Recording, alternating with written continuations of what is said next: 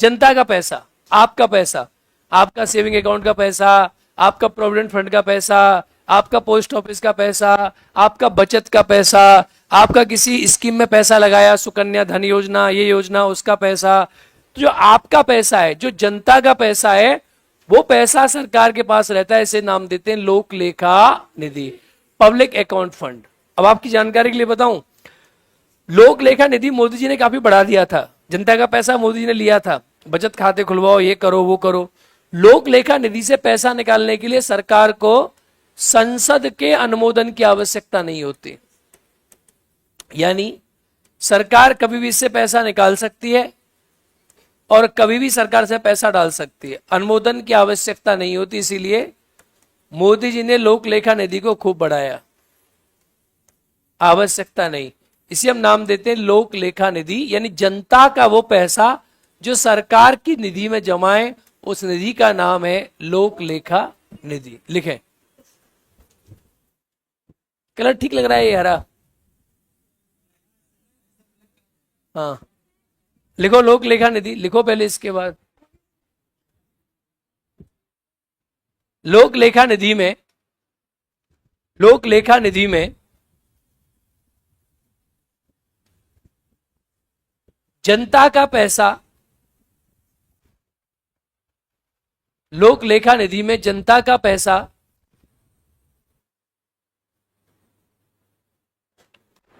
जैसे जैसे provident fund, जैसे पीएफ प्रोविडेंट फंड, बचत खाता, बचत खाता, कॉमा पोस्ट ऑफिस बचत खाता,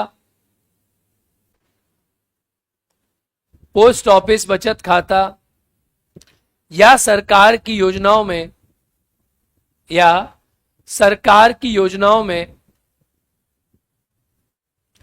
जमा किया गया पैसा, या सरकार की योजनाओं में जमा किया गया पैसा, सरकार की योजनाओं में जमा किया गया पैसा है? क्या सहारा इंडिया? क्या वो अलग कंपनी थी? वो तो का पैसा, सहारा इंडिया अलग चीज है, वो सरकार की कंपनी नहीं थी, वो अलग। लेकिन लोक लेखा निधि से, हाँ, लोक लेखा निधि से, लोक लेखा निधि से धन निकालने के लिए,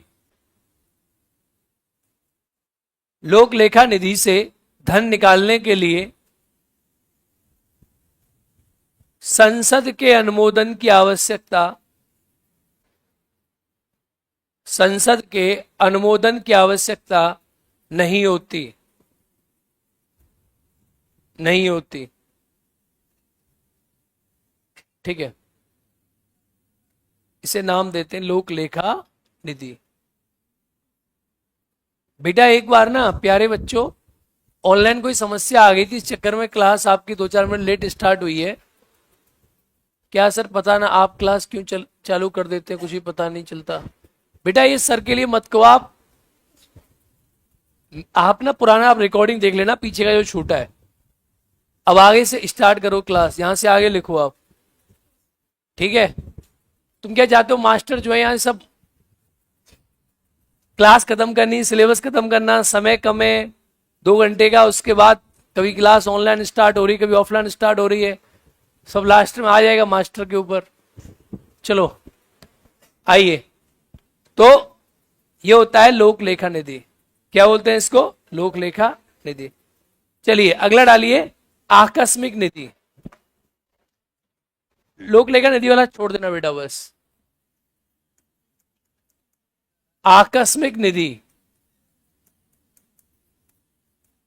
आकस्मिक सही लिख रहा हूं मैं? आकस्मिक निधि, कंटिंजेंसी फंड,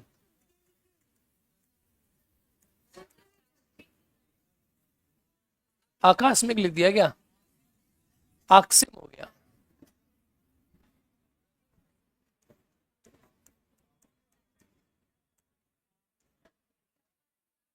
आकस्मिक निधि, अभी गलत लिखा है, आकस्मिक, ओहो, रुक जाओ, शांत, आकस्मिक निधि, मैं उसे आकस्मिक लिख रहा हूं, कंटिजेंसी फंड, लिखो लिखो,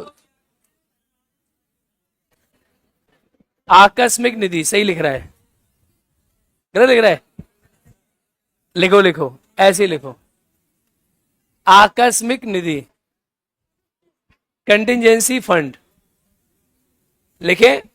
ये क्या है, सुन लो मेरी बात, 1950 में, 1950 में सरकार ने एक आकस्मिक निधि बनाई। आकस्मिक को बोलते हैं आपातकालीन, इसका दूसरा नाम भी हो जाता है आपातकालीन विधि। क्या हो जाता है?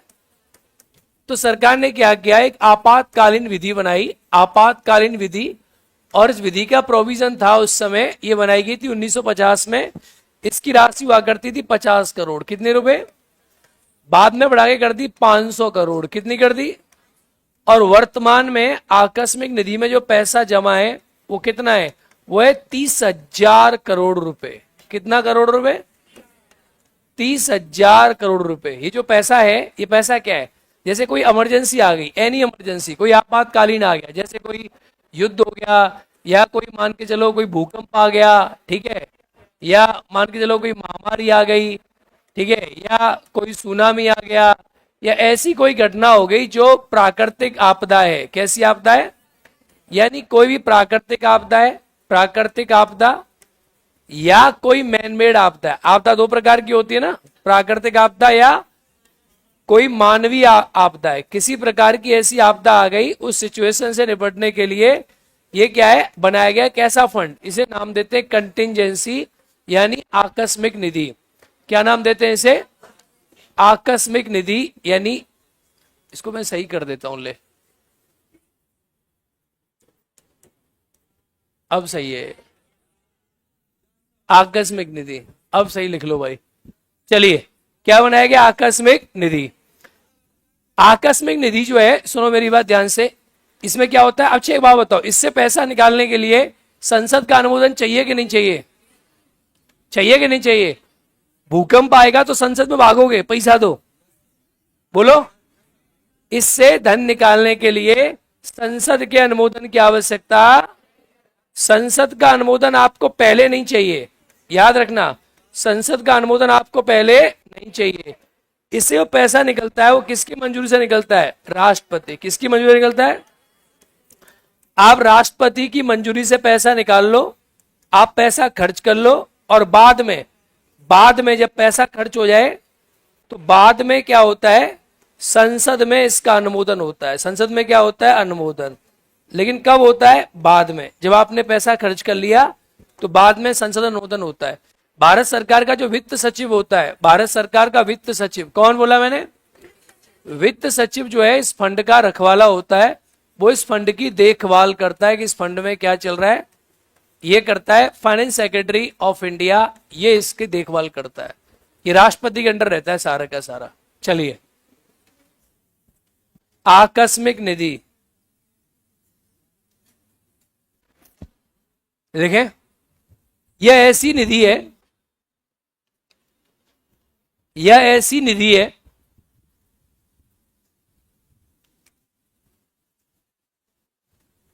सर, मेरी दादी ने मुझ पर केस कर दिया है, कल जमानत करिए हुई है, क्या मैं बीपीएससी का फॉर्म फिल कर सकती हूँ? कि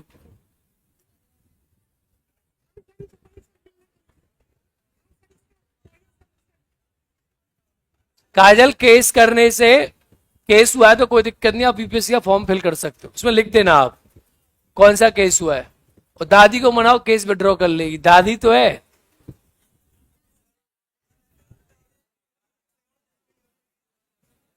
दादी ने केस कर दिया, ऐसा कैसे हो सकता है? लिखो बेटा, दादी से एफआईआर होने से डरते नहीं है, एफआईआर तो हवाबाजी है। तुम जो है दादी से बात करो और कोर्ट में दादी को बोलो कि वो अपना बयान मुकर दे,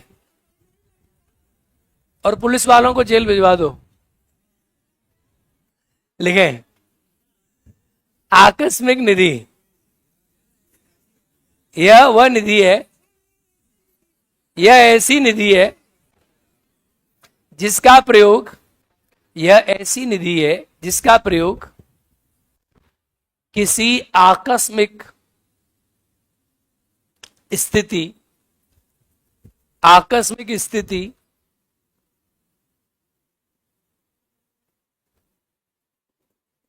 या विषम परिस्थिति, आकस्मिक स्थिति, विषम परिस्थिति और प्राकृतिक आपदाओं से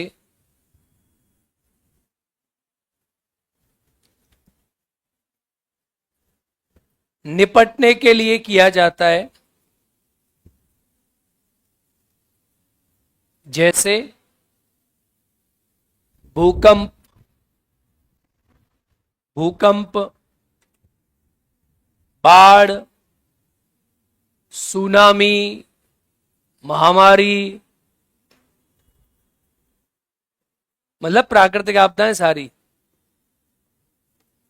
और लिखो सुनामी और सभी प्राकृतिक आपदाएं लिख दो ना पुस्तक में। अब क्या मैं प्राकृतिक आपदाओं के नाम लिखाऊं तुम्हें? यहाँ गधे, सभी लिख दो, सभी प्राकृतिक आपदाएं और मानवीय आपदाएं, सभी प्राकृतिक आपदाएं और मानवीय आपदाएं। ठीक है बेटा, देखो इसकी जो राशि थी लिखे 1950 में, इसकी राशि 50 करोड़, ऐसे लिखते जाओ। 1950 में राशि 50 करोड़, हाँ पॉइंट बाई पॉइंट। 50 क्या है कर दो फिर 500 करोड़। 1950 में पॉइंट लिखो ना नेक्स्ट। 1950 में राशि 50 करोड़,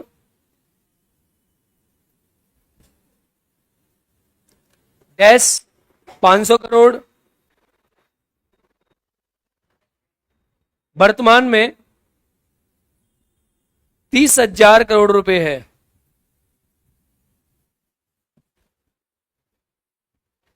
खूब मोटा रकम है, करोड़ रुपए है। कितनी है वर्तमान में? लिखे इस राशि का प्रयोग संसद, इस राशि का प्रयोग संसद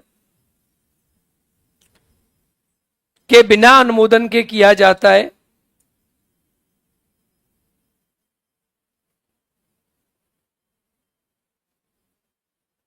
बिना अनुमोदन के किया जाता है।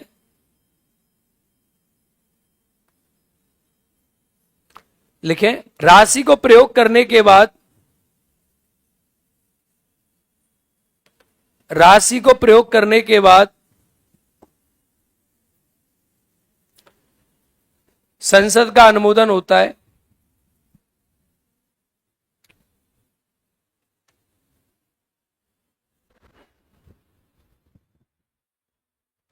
नेक्स्ट पॉइंट,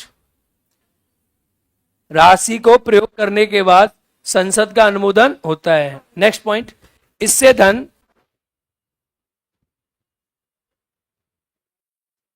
राष्ट्रपति की मंजूरी से निकाला जाता है।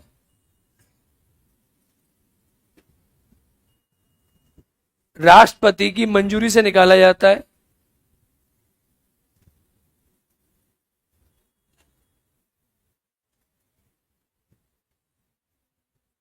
इसकी देखरेख, इसकी देखरेख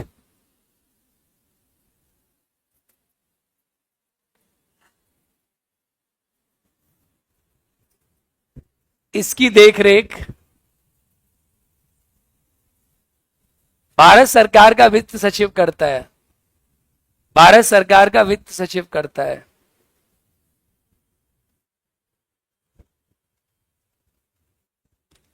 भारत सरकार का वित्त सचिव करता है।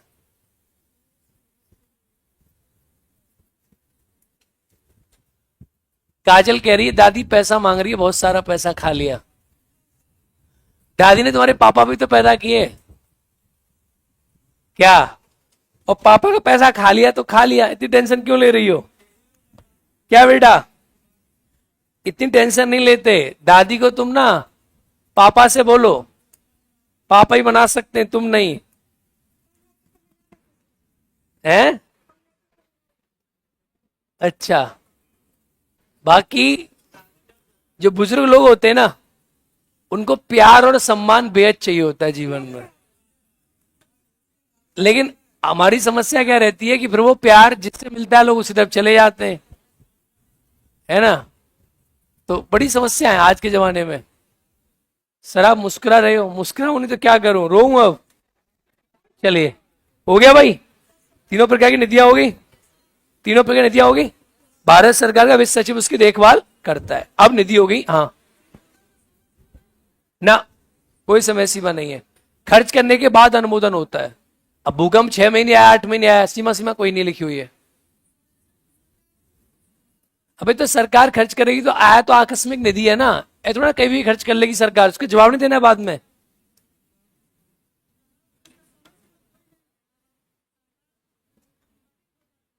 हाँ, सरकार विघटित हो जाती है तो कोई दिक्कत की बात नहीं है, क्योंकि आकस्मिक निधि है ना, इमरजेंसी के लिए बनाई गई है। कैसे दे लोगे तुम, मुझे बताओ। तुम्हें पता है भूकंप कितने समय के लिए आएगा? बता। आज अगर इंडिया में सुनामी आई 1 महीने में चली जाएगी। फिर बुद्धि काम तो करनी चाहिए इतना कि अगर समय सीमा होगी तो कैसे होगा काम। सरकार कोई टिच्चू पुंजू होती है क्या? देश की जनता ने चुनी होती है सरकार। सरकार को दोबारा भी आना होता है, उसकी जांच करता है बाद में सीएजी, पैसा कहां खर्च हुआ, क्या हुआ क्या नहीं हुआ। सरकार के पास अधिकार है इसका। राष्ट्रपति को दी गई ना पावर। अब राष्ट्रपति ऐसा तो है नहीं कि भाई वो संचय निधि से बोलेगा कि मेरा बंगला बनवा दो। फिर राष्ट्रपति तुमने किसके लिए बिठाया जब सब कुछ संसद ही करेगा? तो थोड़ा बहुत तो काम करना पड़ेगा ना उसको। अब तुम कह रहे हो कि भूकंप आ गया, दो चार, अब कल को मान ले किसी ने बम गिरा दिया, एटम बम गिरा दिया, और तुम कहोगे कि नहीं संसद को ढूंढ के लाओ, अनुमोदन कराओ पैसे का। ऐसा नहीं है, कोई मूर्खों ने तुम्हें पढ़ा दिया हो तो अलग बात है। किसी ने पढ़ाया था क्या तुम्हें? लिखो, ऐसा है क्या? है दिमाग में है क्या तेरे में ऐसा कोई सॉर्ट? बता। चलो नेक्स्ट, मूव ऑन। चलिए, बजट। क्या लिखे? बजट। सुनो, एक एक एक निधि रहेगी, रुक जाओ। एमपी लेड, ये भी लिख दो, ये अलग है, लेकिन अलग से बता रहा हूं। MP LAD, member of parliament. हाँ, ये एमपी लेड है, मेंबर ऑफ पार्लियामेंट,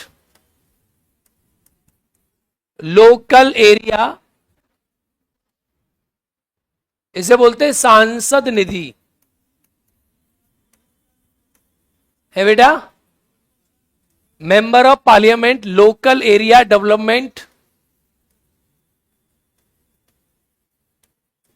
स्कीम,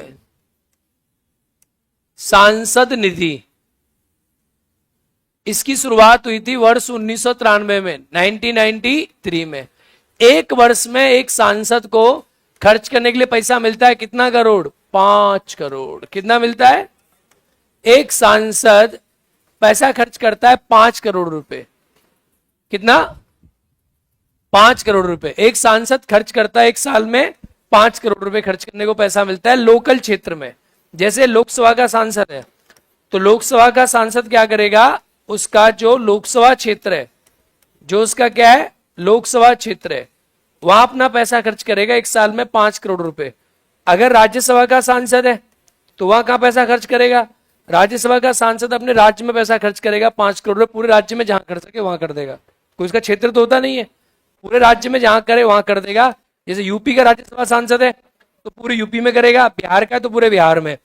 और अगर कोई मनोनीत सांसद है राज्यसभा का या लोकसभा का, तो पूरे देश में जहां चाहे वहां 5 करोड़ रुपए वो खर्च कर सकता है। अगर नहीं खर्च हुआ तो उसे वापस देना पड़ता है। इसे कहते हैं एमपी लेड। लिखो, सांसद निधि, ये अलग है, उसमें नहीं है ये, ठीक है, मैं पढ़ा दे रहा हूं अलग से, हैं अलग से लिखो, हैं क्या? हाँ, नोट में डाल दो, कहीं भी डाल दो। लिखे सांसद निधि, सांसद निधि, member of parliament, local area development scheme, सांसद निधि। लिखे, सांसद निधि की शुरुआत, सांसद निधि की शुरुआत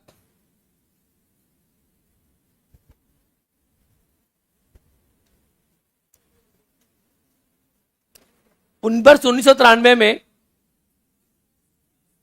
वर्ष 1993 में हुई थी, बैठने वाला हूं, जिसमें एक वर्ष में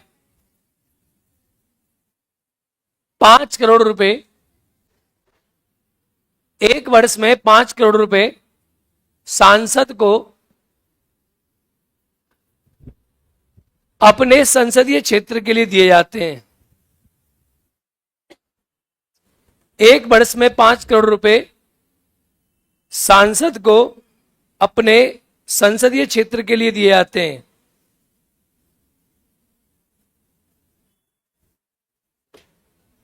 दिए जाते हैं।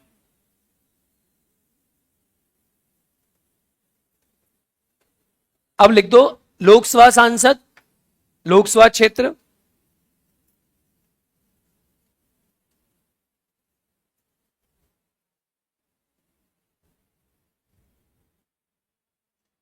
लोकसभा सांसद, लोकसभा क्षेत्र,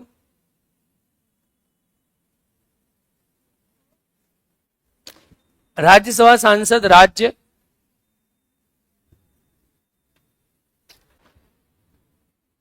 और मनोनीत सांसद संपूर्ण देश, और मनोनीत सांसद संपूर्ण देश। मनोनीत सांसद क्या है? संपूर्ण देश। ठीक है बेटा, चलिए अब टॉपिक डालिए बजट। बजट क्या डालिए? बजट। मनोनीत सांसद संपूर्ण देश, पूरे देश में कहीं भी खर्च कर सकता है पैसा। डालिए बजट। अब पढ़ेंगे आज बजट। मैं जो बजट पढ़ाऊंगा वो हल्का सा अलग होगा। इकोनॉमिक्स का बजट अलग है, हमारा बजट अलग है। हम पैसा लगा के दे देंगे। हम क्या दे देंगे? हम पैसा निकाल के दे देंगे। उस पैसे का क्या करेंगे वो कौन पढ़ाएगा आपको? इकोनॉमिक्स वाले। हाँ क्या बेटा? पीएम केयर फंड अलग है, आकस्मिक निधि अलग है। पीएम केयर फंड तो सरकार ने कुछ अलग ही चीज बनाई थी, वो संविधान के अंदर कोई उसका वर्णन नहीं है। पीएम केयर फंड का अलग ही चीज है, वो अलग है। आकस्मिक निधि में पैसा अलग है, पीएम केयर फंड में पैसा अलग है। आकस्मिक निधि 30,000 करोड़ रुपए फिक्स है, पीएम केयर फंड का उसमें पैसा नहीं आता, वो अलग चीज है। पीएम केयर फंड तो पीएम ने इंडिविजुअल बनाया है, उसका कोई मतलब नहीं है। बैठो, देखो सुनो, कभी कभी ना दिमाग भी लाया करो। देखो मान के चलो इस बच्चे ने पूछा कि सर आकस्मिक निधि से पैसा, देखो सुनो, अगर मान के चलो आज संसद का सत्र चल रहा है, इसको जगह जरा, सो रहा है तू? है गधे बाहर निकल गया, सो रहा है, बाहर निकल गया। देखो संसद का सत्र चल रहा है, सुनो मेरी बात। हेलो बाबू सुन, संसद का सत्र चल रहा है और मान के चलो कोई बहुत तंगड़ी वाली इमरजेंसी आ गई, तो संसद के सत्र को राष्ट्रपति क्या कर देंगे? भंग कर देंगे, नहीं कर देंगे? सत्रावसान क्या कर देंगे? क्योंकि राष्ट्रपति के पास पावर है, राष्ट्रपति क्या कर देंगे? मान लो कोरोना आ गया, कुछ भी आ गया भयंकर, राष्ट्रपति से खत्म कर देंगे। अब सरकार को पैसा चाहिए, तो पैसा कहां से निकलेगा? आकस्मिक निधि से।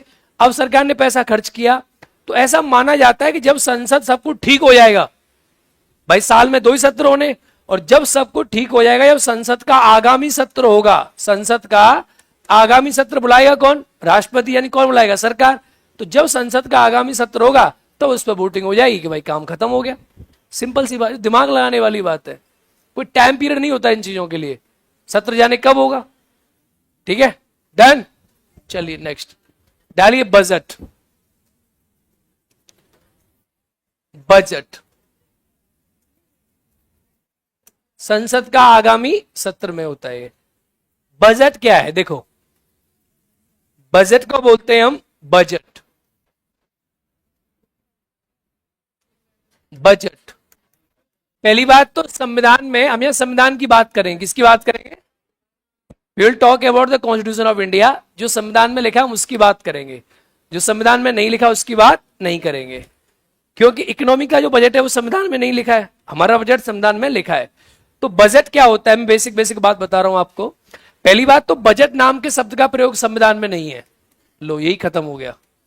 बजट नाम के शब्द का प्रयोग संविधान में नहीं है, ये बजट नाम का शब्द ही नहीं है संविधान के अंदर। तो सर संविधान में क्या लिखा है, संविधान में लिखा है वार्षिक वित्तीय विवरण। क्या लिखा है, वार्षिक वित्तीय, सुनना मेरी बात ध्यान से, यहां तुम्हें सब समझ आएगा एकदम बेहतरीन तरीका से। एनुअल फाइनेंशियल स्टेटमेंट, एनुअल अरे यार, एनुअल फाइनेंशियल स्टेटमेंट, इसे हम नाम देते हैं बजट। अब सुनो मेरी बात ध्यान से, सबसे पहला मतलब आता है सर एनुअल, वार्षिक वित्तीय विवरण।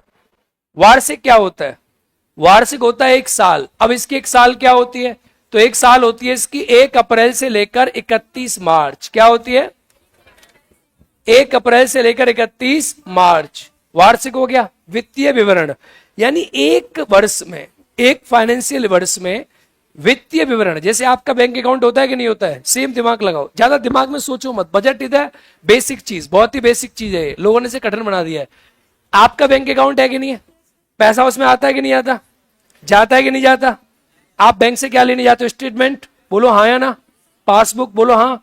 तो एक वित्तीय वर्ष में जो पैसा आया, क्या पैसा आया और कितना पैसा गया, इसका विवरण ही क्या कहलाता है, क्या कहलाता है, दिस इज द बजट। बोलो हाँ, हाँ। अब सुनो, कितना पैसा आया और कितना पैसा गया। अगर पैसा, अब देखो यही है, अगर पैसा, अब ये संविधान में लिखा है आया गया काम खत्म। अब कितना पैसा आया, अगर सरकार ने पैसा कमाए 10, सरकार ने पैसा कमाए 1 करोड़ रुपए और खर्च किए 5 करोड़ रुपए, तो घाटा हुआ या नहीं हो गया, इसे नाम देंगे घाटे का बजट। किसका बजट, अगर सरकार ने पैसा ज्यादा कमाया और कम खर्च किया तो इसे नाम देंगे लाभ का बजट। किसका बजट, तो भारत जैसे जो देश हैं इनमें घाटे का बजट है। अब यही अर्थव्यवस्था चलेगी यहां से। वो अब आपको सर पढ़ाएंगे कि हमारे देश में 1 रुपये मानते हैं इसको 100 पैसा, कि अब सरकार 100 पैसे में कहां कहां से पैसा ले रही है, कितना पैसा ब्याज से आ रहा है, कितना पैसा टैक्स से आ रहा है, फिर टैक्स का पैसा इनकम टैक्स से कितना आ रहा है, फिर कॉर्पोरेट टैक्स से कितना आ रहा है, कितना पैसा उधारी से आ रहा है, कितना पैसा ट्रेड से आ रहा है। अब जो सरकार ज्यादा पैसा ला सके और कम पैसा खर्च करे वो सरकार अच्छी। बोलो हाँ या ना, बोलो। तो इसका हिसाब आपको देंगे इकोनॉमी वाले। ये इकोनॉमी है, संविधान में नहीं है कि कहां से आया और कहां गया। अर्थशास्त्री बताएंगे इसको कहां से आ रहा है, सरकार ने क्या प्लानिंग कर रखी है। हमने तो दे दिया, पैसा पकड़ और बाहर में जा, हमने दे दिया संविधान ने। अब पैसा दे दिया, अगर सरकार उल्टे सीधा पैसा खर्च करेगी तो 5 साल बाद टोटे टोटे हो जाएंगे सरकार के, सरकार गिर जाएगी। अगर अब क्या गया कहां, तो ये जो आया और गया यही है इकोनॉमी का बजट पूरा। अब गया कहां, तो सरकार कितना पैसा कहां खर्च कर रही है, इसमें एक्सपेंडिचर होता है, non planned expenditure, planned expenditure, ये एक्सपेंडिचर, वो एक्सपेंडिचर, यहां गया, यहां गया, यहां गया, ये गया, वो गया, ये गया। कौन सी वर्ष में आया, कितनी वर्ष में गया, ये सारी चीज आपको वो समझाएंगे। हमारे में क्या है, बजट क्या है, राष्ट्रपति आर्टिकल 112 में ये जो वित्तीय वार्षिक विवरण आपने समझ लिया, ये बजट है। ये फ्रेंच भाषा का शब्द है, इसे बुजुट कहते हैं, चमड़े का थैला, ये सब फालतू बात है, ये सब आप जानना, इकोनॉमी पढ़ा देंगे सर इन चीजों को। संविधान पे आओ, यहां राष्ट्रपति 100 आर्टिकल 12 में, 112 में लिखा है, क्या लिखा है कि राष्ट्रपति, क्या लिखा है, राष्ट्रपति प्रत्येक वित्तीय वर्ष का वित्तीय विवरण, राष्ट्रपति, यहां लिखा है राष्ट्रपति लोकसभा में, कहां लिखा है, लोकसभा में प्रत्येक वित्तीय वर्ष का वित्तीय विवरण, क्या लिखा है यहां पे, एनुअल फाइनेंशियल स्टेटमेंट, वार्षिक वित्तीय विवरण क्या करेंगे, पेश करवाएंगे। क्या करेंगे, इसका मतलब क्या है, सिंपल सा मतलब क्या निकलता है कि राष्ट्रपति बजट पेश करवाता है। क्वेश्चन पूछे, बजट कौन पेश करवाता है, कौन पेश करवाता है, करता कौन है, वो भी हम पढ़ेंगे। करता कौन है ये पढ़ेंगे, करवाता कौन है, ये संविधान में कहीं नहीं लिखा करता कौन है, संविधान में लिखा है, करवाता कौन है? कौन करवाता है? कौन से आर्टिकल में बजट शब्द का प्रयोग किया है? क्या किया है? वार्षिक का मतलब कितनी साल? एक साल। कब से कब तक? 31 अप्रैल से 1 अप्रैल से 31 मार्च। 1 अप्रैल से 31 कितना आया और कितना? इसका क्या पेश होता है? अरे बोलो हाँ या ना। लिखो बजट। बजट लिखे, दिखाना डायरेक्ट ना, दिखाना। लिखे राष्ट्रपति, राष्ट्रपति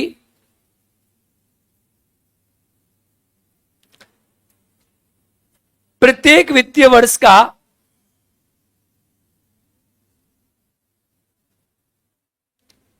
प्रत्येक वित्तीय वर्ष का विवरण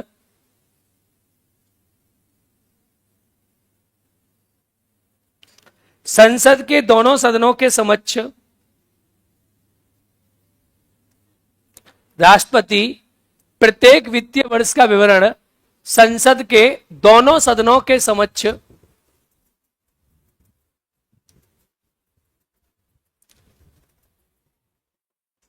रखवाता है। संसद के दोनों सदनों के समक्ष रखवाता है।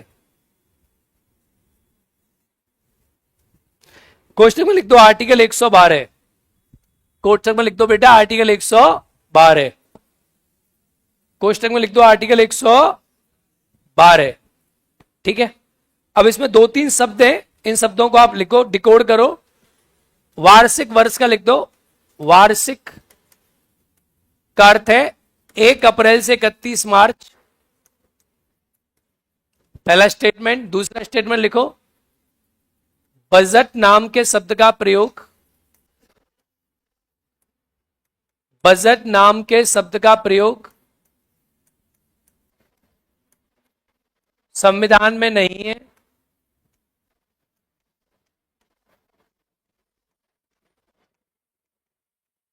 बजट नाम के शब्द का प्रयोग संविधान में नहीं है। ठीक है। ये फ्रेंच भाषा के बुजेट लिखोगे, छोड़ो, वहां लिख देना उन चीजों को। लिखोगे, छोड़ो। बुजैट एक शब्द है, बुजैट। बुजैट मतलब चमड़े का थैला, वो छोड़ो। तो बजट नाम के शब्द का प्रयोग संविधान में नहीं है। ठीक है। अब एक लाइन में लिख दो, एक वर्ष के, एक वित्तीय वर्ष के, एक वित्तीय वर्ष के आय और व्यय, आय और व्यय का विवरण है। आय और व्यय का विवरण है।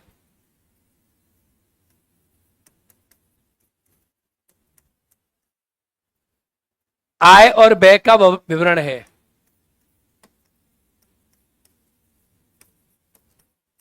ठीक है। आय और व्यय का क्या है? विवरण है। आय और व्यय का विवरण है। चलिए अब देखो, बजट जो होता है, इस बजट के कितने चरण होते हैं? डालो हेडिंग, बजट के चरण।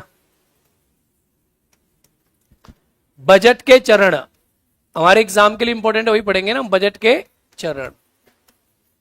बजट के चरण कितने होते हैं? देखो बजट के जो चरण होते हैं, पहला चरण होता है बजट को पेश करना। पहला होता है बजट को पेश करना। दूसरा होता है बजट पर चर्चा, डिस्कशन ओवर द बिल। तीसरा होता है विभागीय समितियों द्वारा जांच।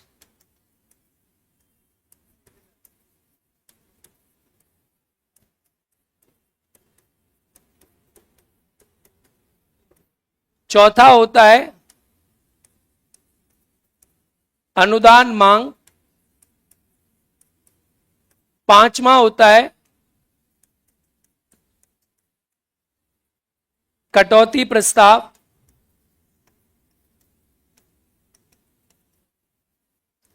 छठवां होता है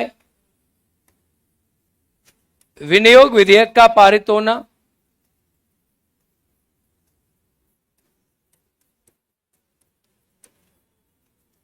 सारे पढ़ाऊंगा, टेंशन ना लो, एक एक चरण पढ़ाऊंगा। और लास्ट होता है 7वां, वित्त विधेयक का पारित होना। वित्त विधेयक का पारित होना, ये क्या होता है सब समझ आएगा, बस लिखो। वित्त विधेयक का पारित होना। पीडीएफ क्यों चाहिए? इकोनॉमिक्स का पीडीएफ ओपन नहीं हो रहा, पीडीएफ क्यों चाहिए? पीडीएफ देते हैं क्या? है? क्या? 1 2 3 4 5 कटौती प्रस्ताव। मैं भी दे दूं कुछ पीडीएफ, तो जल्दी सिलेबस खत्म हो जाएगा। है?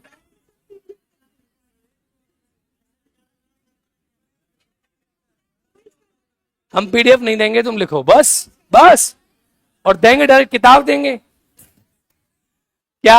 हमारी किताब इतनी आती है कि हमें दिक्कत क्या? लिखो, एक किताब और लिख देंगे, हमारा क्या है, लिखो तुम। है? पेश करना बजट पर चर्चा, विभागीय संतुलन जांच, अनुदान मांग, कटौती प्रस्ताव, विनियोग विधेयक का पारित होना। लास्ट है विनियोग विधेयक का पारित होना है, ठीक है। विनियोग विधेयक, ये सब आपने नाम सुने थे ना पहले, अब इनके बारे में पढ़ोगे, आप पढ़ोगे। पेश करना, चर्चा, विभागीय समिति द्वारा जांच, अनुदान, कटौती, विनियोग विधेयक का पारित होना, वित्त विधेयक का पारित होना। बोलो हाँ, बोलो हाँ, हाँ हाँ हाँ। डालो बजट को पेश करना, हेडिंग नंबर 1। देखो कई किताबों में, सुन लो, कई किताबों में कटौती प्रस्ताव को इसी का पार्ट बनाया था, अनुदान मांग का, लेकिन ये हम अलग अलग तरीका से इसको पढ़ेंगे, ठीक है। चलिए डालो हेडिंग, ला डालो, बजट का पेश करना। ये स्टेप्स आपने सही से पढ़ लिए, और बजट आप वहां पढ़ोगे, समझ गए? वहां क्या पढ़ोगे? आया कितना और कैसे आया, कैसे गया, क्यों आया और क्यों। देखो बजट क्या है, वहां क्या पढ़ोगे, सुनो बता देता हूं मैं, दिमाग में याद रखना। जैसे आप पढ़ोगे तो उस समय यहां सर जोड़ देंगे, कितना आया और कितना, कैसे आया और कैसे, कैसे ज्यादा आ सकता है और कैसे कम जा सकता है, क्यों आया और क्यों गया। बोलो हाँ, यही तो है बजट। कैसे आ रहा है, ये आए वो आए, ये करना वो करना। हमारा सिंपल सा मतलब है, जो आया वो पैसा आके कहां जमा हो गया, संचित निधि में, कहां जमा हो गया, और अब वहां से क्या है, जा रहा है। जब सरकार क्या करती है, उसको उल्टा सीधा खर्च करती है, तो हम लोकसभा में करते हैं हाय हाय थू थू, हाय हाय थू थू, बेकार सरकार, घटिया सरकार, काम खत्म। हमारा कोई काम नहीं है, इतना ही काम है, बस आया और पैसा ले जाओ, खत्म। अब वो पूरे देश का नाश कर दे सरकार, तो उसका जवाब कौन देगी, जनता। कौन देगी? तो अर्थशास्त्री तो जनता के, वो सरकार के रखे हुए चेले। सरकार इनके माध्यम से कहती है बहुत अच्छा बजट, बहुत अच्छा बजट, बहुत अच्छा बजट, बहुत अच्छा बजट, बस। लोकसभा क्या है, लोकसभा तो ये देखती है भैया बजट आया, फायदा हुआ कि नहीं हुआ, बस काम खत्म। अब देखो पहला हेडिंग डालो, बजट को पेश करना। बजट को पेश करना, देखो सुनो ध्यान से, बजट को पेश करना, कौन बजट को पेश करता है? तो आपको बताऊं, बजट को पेश करवाते हैं राष्ट्रपति। कौन करवाते हैं? राष्ट्रपति बजट को पेश करवाते हैं। कौन करवाते हैं? राष्ट्रपति। ये बाबा ने बोला कि बबुआ बजट व पेश होत, परवाते राष्ट्रपति, और करता कौन है, बजट पेश करता कौन है? वित्त मंत्री। कौन करता है? वित्त मंत्री बजट पेश करता है लोकसभा में। कहां पेश करता है? देखो सुनो, आर्टिकल 112 की भाषा थी, राष्ट्रपति दोनों सदनों के समक्ष बजट को रखवाते हैं, वो रखवाएंगे, लेकिन जो पेश होता है वो शुरुआत पेश किसमें होता है, कहां पेश होता है? लोकसभा में। समझ गए ना? दोनों सदनों में रखा जाएगा, पहले लोकसभा में रखा जाएगा, फिर कहां रखा जाएगा? राज्यसभा में। पर पेश कहां होता है? लोकसभा में। तो राष्ट्रपति दोनों, वित्त मंत्री क्या करता है? लोकसभा में बजट को पेश करता है। कब पेश करता है बजट को लोकसभा में? देखो पहले क्या था, पहले था फरवरी, अरे सुन तो ले, फरवरी के अंतिम सप्ताह में था। पहले था फरवरी के अंतिम सप्ताह में, लास्ट वीक ऑफ फरवरी। लेकिन 2017 में शंकर आचार्य समिति की रिकमेंडेशन आई, और शंकर आचार्य समिति की रिकमेंडेशन के आधार पे मेरे लाडलो अब जो बजट पेश होता है, ये पेश होता है फरवरी के प्रथम सप्ताह में। कब पेश होता है? फरवरी के प्रथम सप्ताह में। जो फरवरी का प्रथम सप्ताह होता है, फर्स्ट वीक जो होता है, उसमें क्या करते हैं, बजट को हम क्या करते हैं, पेश करते हैं। भारत का पहला बजट 1860 में पेश हुआ था, और जिसे पेश किया था जेम्स विल्सन ने। किसने पेश किया था? ये छोटी छोटी थोड़ी बकवास बातें, इनको जान लो, जेम्स विल्सन ने। उसके बाद स्वतंत्र भारत का, किसका? स्वतंत्र भारत का प्रथम बजट पेश किसने किया था? आर के सन्मुख चेट्टी, इनका नाम था सन्मुख चेट्टी। इन्होंने भारत का प्रथम स्वतंत्र भारत का बजट पेश किया था। प्रथम महिला जिसने बजट पेश किया, she was none of the above, she was Mrs Gandhi, Indira Gandhi ने 1970 में भारत का पहला बजट पेश किया था, 1970 में। 1970 में देखो, पहले जो बजट पेश होता था वो बजट क्या था? पहले हमारे कंट्री में आम बजट और रेल बजट दोनों एक थे। पहले हमारे कंट्री में आम बजट और रेल बजट दोनों एक हुआ करते थे, दोनों को हम एक बोलते थे। पहले जो बजट था वो आम बजट और रेल बजट ऐसे करके बजट थे। तो एक्वर्थ समिति, कौन सी समिति?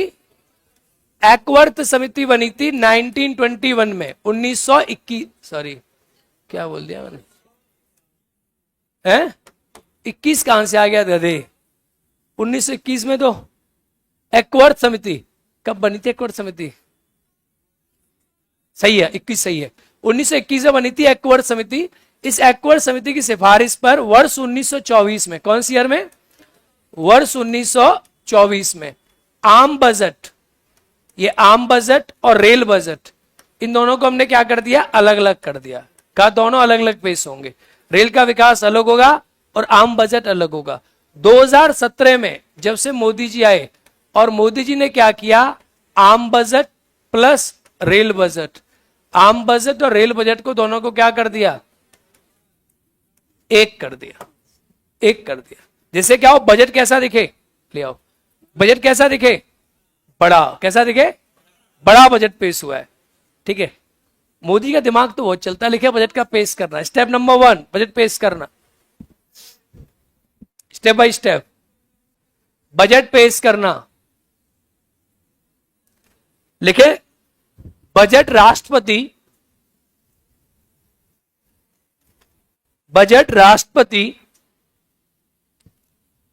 पेश करवाते हैं, राष्ट्रपति पेश करवाते हैं। वित्त मंत्री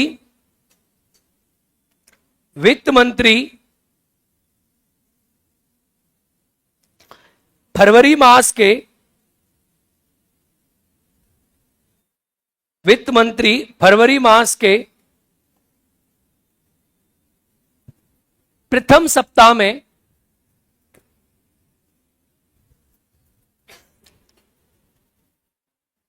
लोकसभा में बजट पेश करते हैं।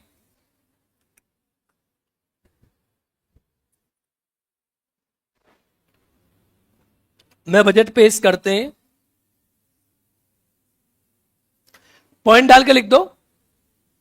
2017 की, इसी में 2017 की शंकराचार्य समिति की सिफारिश से,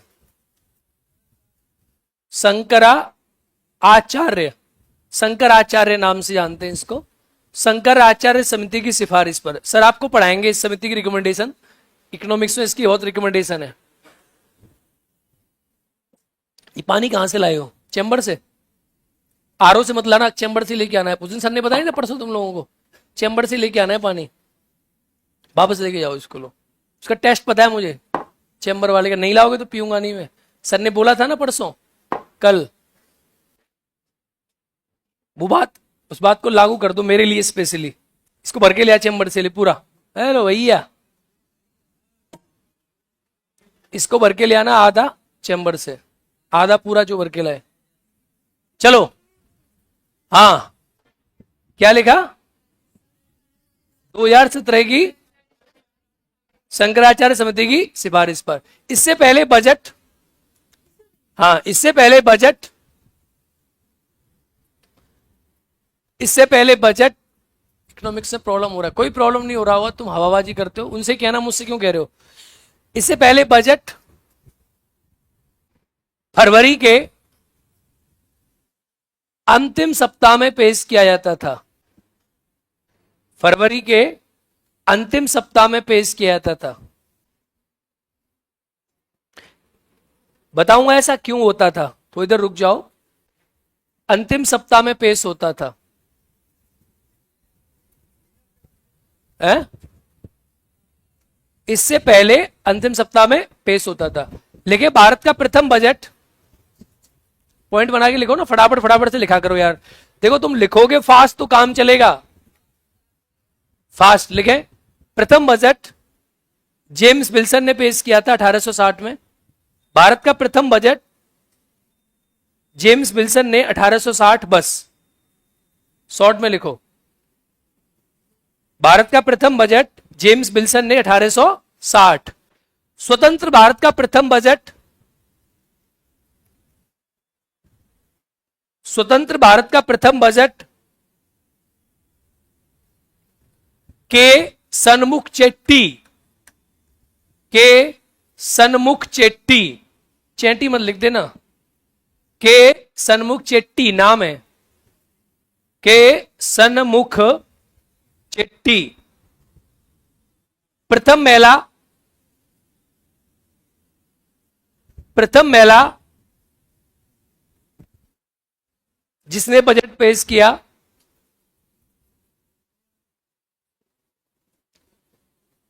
इंदिरा गांधी 1970, इंदिरा गांधी 1970, 1970 इंदिरा गांधी बजट पेश किया था 1970। लिखें, नोट डाल के लिखें एक बॉक्स में। ये लाइन में भूल गया हूं, इसको नोट डाल के चिपका दें। लिखें 1921 की एक्वर्थ समिति की सिफारिश पर, नाम लिखते हो, लिख रहा हूं सामने। 1921 की एक्वर्थ समिति की सिफारिश पर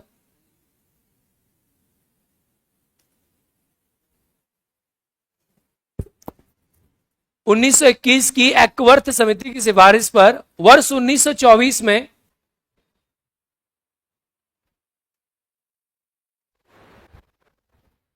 आम बजट और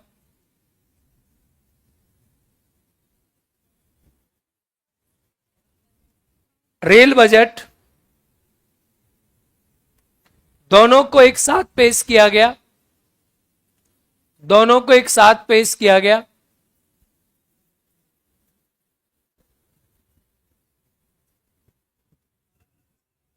एक किया था ना, 2017 मोदी जी ने किया है।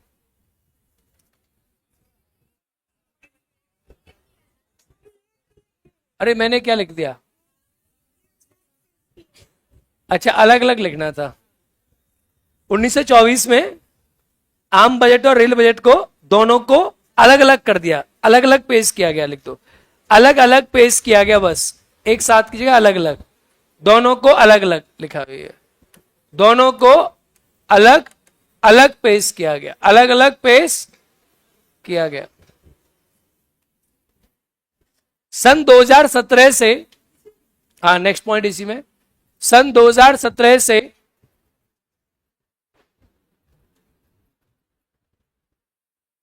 सन 2017 से आम बजट और रेल बजट को एक कर दिया गया।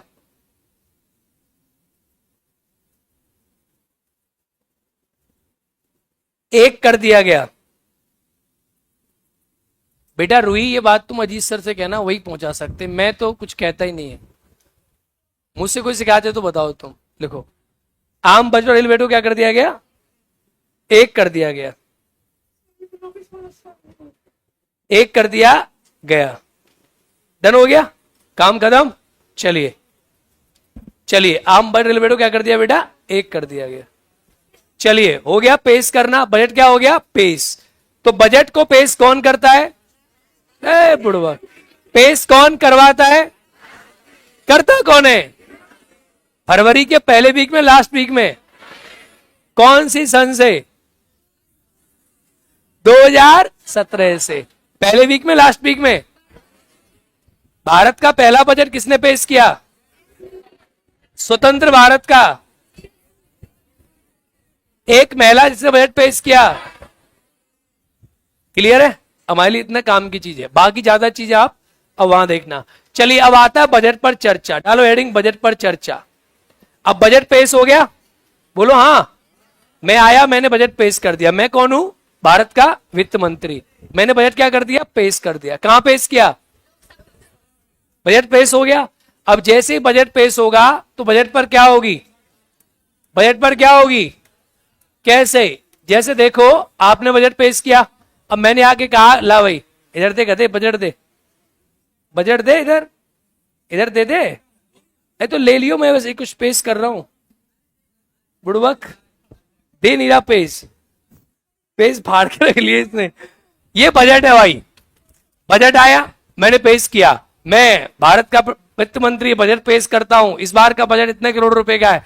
पढ़ा बजट, उसने पेश किया। लोग करते हाय हाय, नहीं नहीं, अच्छा नहीं है, बहुत खराब, घटिया, बेकार, हाय हाय, छी छी, ऐसे करते हैं।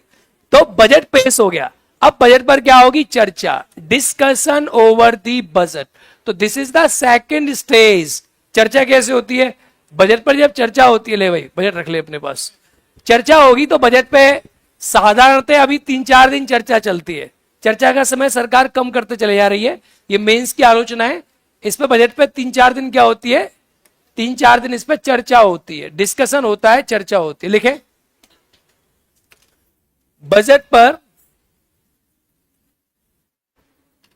3-4 दिन,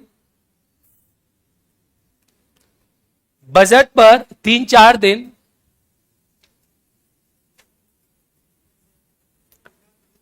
चर्चा होती है। बजट पर 3-4 दिन चर्चा होती है। चर्चा का समय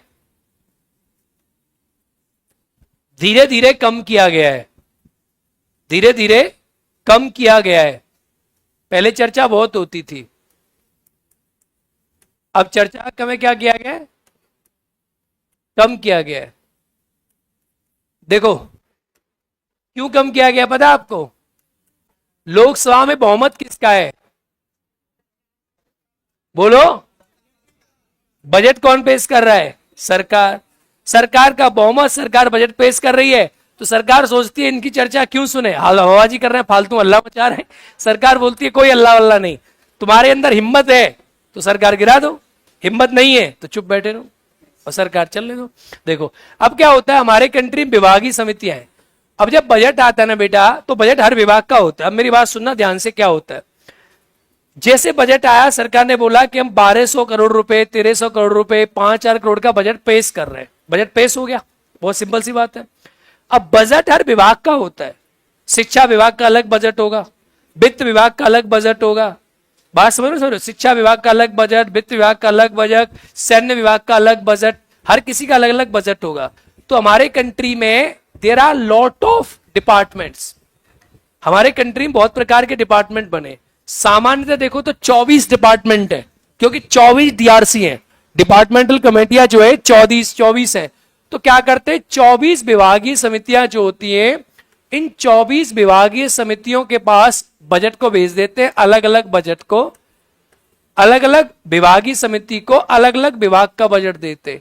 ये 1990 से संकल्पना आई और 1993 से भारत में 24 विभागीय समितियां क्या करती हैं, इस बजट की जांच करती हैं। जांच करती हैं, जैसे फॉर एग्जांपल बजट में ये अच्छा है, बजट में ये खराब है, तो इसे बोलते हैं डिपार्टमेंटल कमेटीज। ठीक है, ये क्या करती है, जांच करती है। 24 डिपार्टमेंटल कमेटी है। शिक्षा विभाग का शिक्षा विभाग जांच करेगा, वित्त विभाग का वित्त विभाग, डिफेंस का डिफेंस, फाइनेंस का फाइनेंस, ठीक है, और मेडिकल का स्वास्थ्य मंत्रालय, कृषि का कृषि मंत्रालय, रेल का रेल मंत्रालय, ऐसे करके जांच करते हैं। लिखो, विभागीय समितियों द्वारा जांच। हेडिंग, सब हेडिंग ही तो लिखोगे। ये वही तो चल रहा है जो ऊपर लिखा था, ये हो गया, इतना ही है, इसमें कुछ नहीं होता। विभिन्न विभागीय समितियों द्वारा, हाँ, विभिन्न विभागीय समितियों द्वारा बजट की जांच की जाती है, बजट की जांच की जाती है, बजट की जांच की जाती है।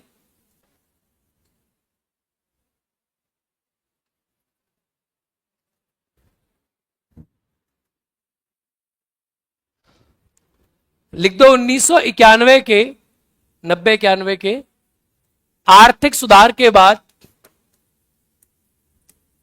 1990-91 के आर्थिक सुधार के बाद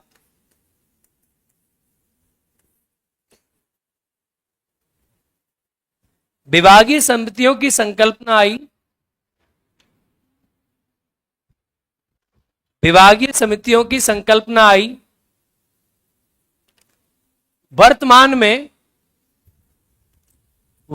में 14 विभागीय समितियां, सॉरी 24, वर्तमान में 24 विभागीय समितियां, अंडरलाइन कर देना 24 विभागीय समितियों को, बजट की जांच करती हैं, बजट की जांच करती हैं। ठीक है, क्या करती हैं, जांच करती हैं। 24 को अंडरलाइन कर दो, और 1993 से आई हैं विभागीय समितियां, सारा अंडरलाइन कर दो। पॉइंट इज क्लियर, यस और नो। अब देखो होता क्या है, मान के चलो आपने बजट पेश किया, सुनो पूरा कॉन्सेप्ट ध्यान दो। आपने बजट पेश किया और आपने कहा कि सरकार से आपने बोला कि हमें चाहिए 10,000 करोड़ रुपए। कितने चाहिए, इकाई, दाई, सैकड़ा, हजार, 10,000।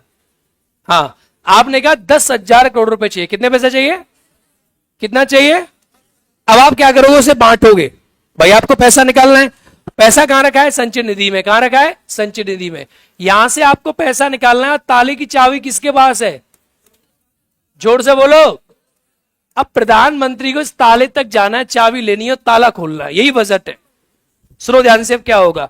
अब प्रधानमंत्री ने कहा कि हम 10,000 करोड़ रुपए का बजट पेश कर रहे हैं, इतना पैसा हमें चाहिए। अब 10,000 करोड़ अलग अलग विभाग के लिए, शिक्षा विभाग के लिए इतना, स्वास्थ्य विभाग के लिए इतना, रक्षा विभाग के लिए इतना, कृषि विभाग के लिए इतना, ये डिपार्टमेंट बने हुए, हर विभाग के लिए इतना इतना पैसा चाहिए। तो पैसे में क्या होगी, मांग होगी ना। सरकार बोल रही है कि इस विभाग के लिए इतना मांग चाहिए, इस विभाग के लिए सरकार इतना मांग चाहिए। तो एक जो बजट होता है, इस बजट में सरकार करीब 1 से 2 मांग करती है। कितनी मांग करती है, 102 डिमांड करती है। क्या करती है, डिमांड। इसे कहते हैं अनुदान मांग, डिमांड्स फॉर ग्रांट, अनुदान मांग। अब जो सरकार की 102 मांग है, सरकार ने कहा कि जी हमें, सुनो, सरकार ने कहा जी हमें 1,000 करोड़ रुपए चाहिए, हमें चाइना से ये खरीदना है। मोदी जी कहेंगे लाओ साहब चाबी दो। लोकसभा में क्या होगी, वोटिंग। मोदी जी की वोटिंग में हो गया कि जी ले लो चाबी, 1,000 करोड़ रुपए निकाल दिए गए। ऐसे निकलता है बजट का पैसा। मैंने तो आपसे कहा था मोदी जी 25 पैसा ही निकाल सकते। कितना पैसा निकाल नहीं सकते, वो निकलता कहां से, लोकसभा से। This is the budget. अब चर्चा क्यों हो रही है, अब 1,000 करोड़ रुपए मांगे, खरीद रहे। अब लोकसभा में बहस चलेगी, देने चाहिए कि नहीं देने चाहिए। तो इसे मांगना है, इस मांगने का ही अगला स्टेप है अनुदान मांग। पढ़ाया था ना अनुदान मांग, डालो हेडिंग अनुदान मांग। अनुदान मांग, डिमांड्स फॉर ग्रांट। इतना आसान हो जाएगा अब तुम्हारा बजट पढ़ना इकोनॉमी में कि तुम्हें एकदम मजा आ जाएगा अब, क्योंकि यहां सब क्लियर हो जाएगा तुम्हारा कॉन्सेप्ट ऑफ अनुदान मांग।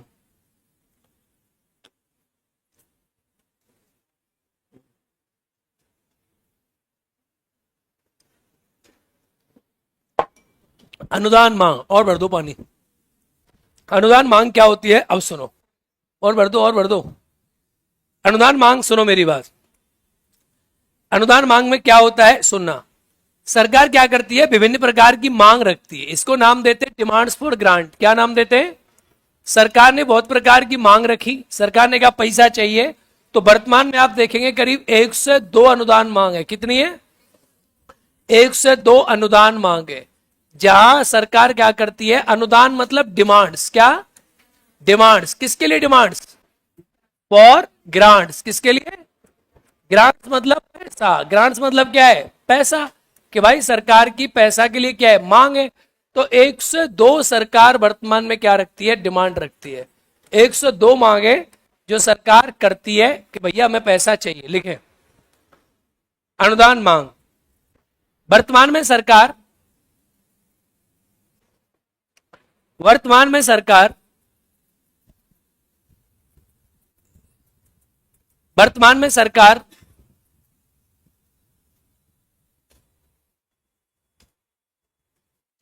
1 से 2 अनुदान मांगे रखती हैं। 1 से 2 अनुदान मांगे रखती है। 1 से 2, अंडरलाइन कर दो इसको, अनुदान मांगे रखती है। 102 डिमांड्स फॉर ग्रांट, ठीक है, अनुदान मांगे रखती है। अब देखो, लिखो सभी अनुदान मांगों पे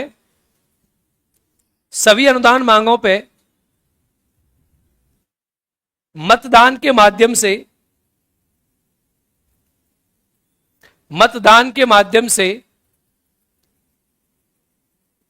सरकार को पैसा मिलता है। सभी अनुदान मांगों पे मतदान के माध्यम से सरकार को पैसा मिलता है।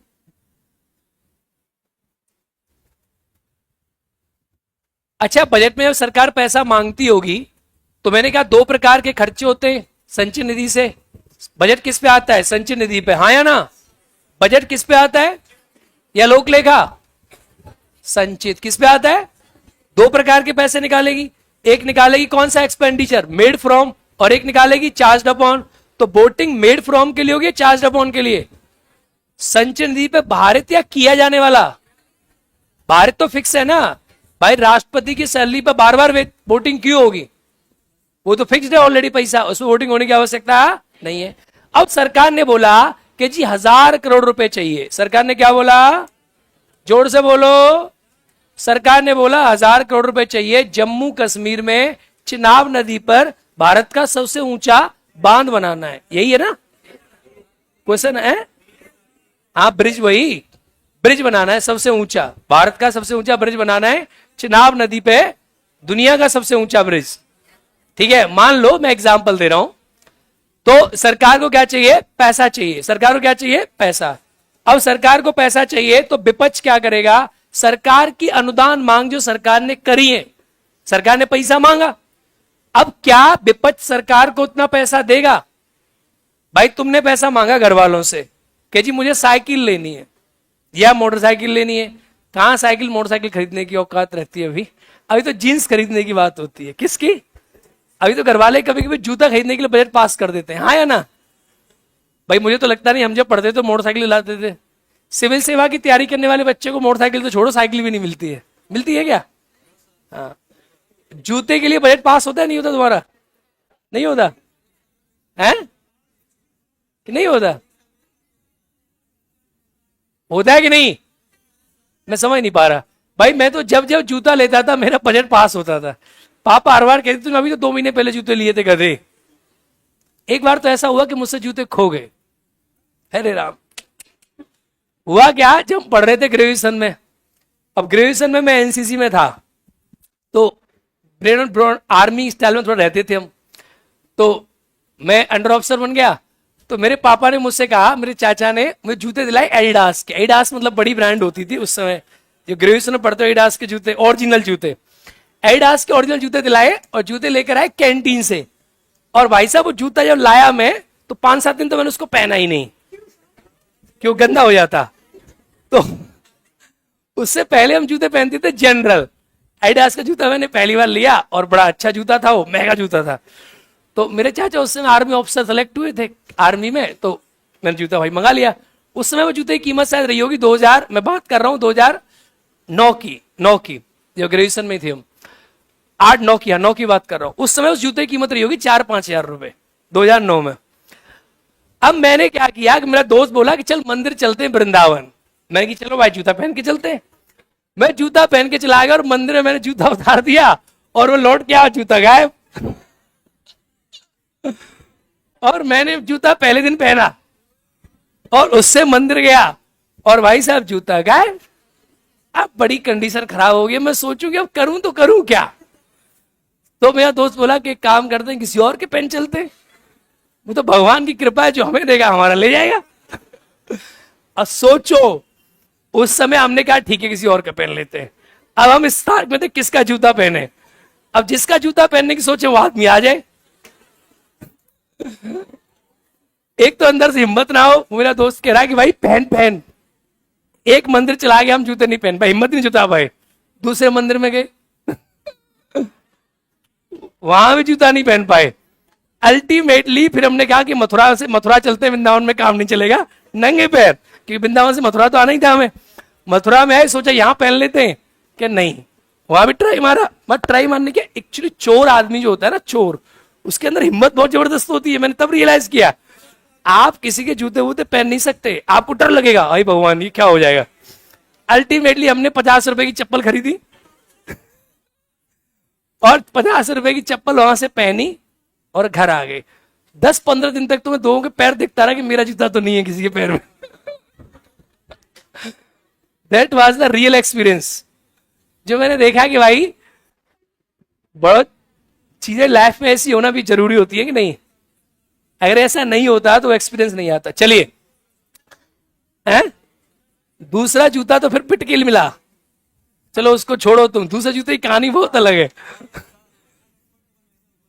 है? चलो भाई आगे देखो, नेक्स्ट आइए, नेक्स्ट है क्या, उस जूता की कहानी होगी, चलो खत्म होगी, यहां आ जाओ। अब विपक्ष क्या करता है, अब सरकार ने अनुदान मांग करी, सरकार ने डिमांड रखी कि भाई पैसा चाहिए, पैसा चाहिए, पैसा चाहिए, पैसा चाहिए। हाँ, सरकार ने बोली पैसा चाहिए, पैसा चाहिए, पैसा चाहिए। अब सरकार ने डिमांड करी, तो अब क्या हुआ, विपक्ष ने जो है, विपक्ष ने क्या किया, सरकार के खिलाफ क्या किया। अब विपक्ष क्या लाता है, कटौती प्रस्ताव लाता है। क्या लेकर आता है, कटौती प्रस्ताव। विपक्ष लेके आता है कटौती प्रस्ताव यानी कट मोशन। क्या लेकर आता है, कट मोशन यानी कटौती प्रस्ताव। विपक्ष ने, सरकार ने मांग करी कि 1000 करोड़ रुपए चाहिए, विपक्ष बोलता है नहीं देंगे। अब क्या होगा, मतदान होगा, जो जीता उसका काम होगा, जो हारा उसका हार जाएगा। तो डालो कटौती प्रस्ताव, कट मोशन, कटौती प्रस्ताव यानी कट मोशन, कटौती प्रस्ताव।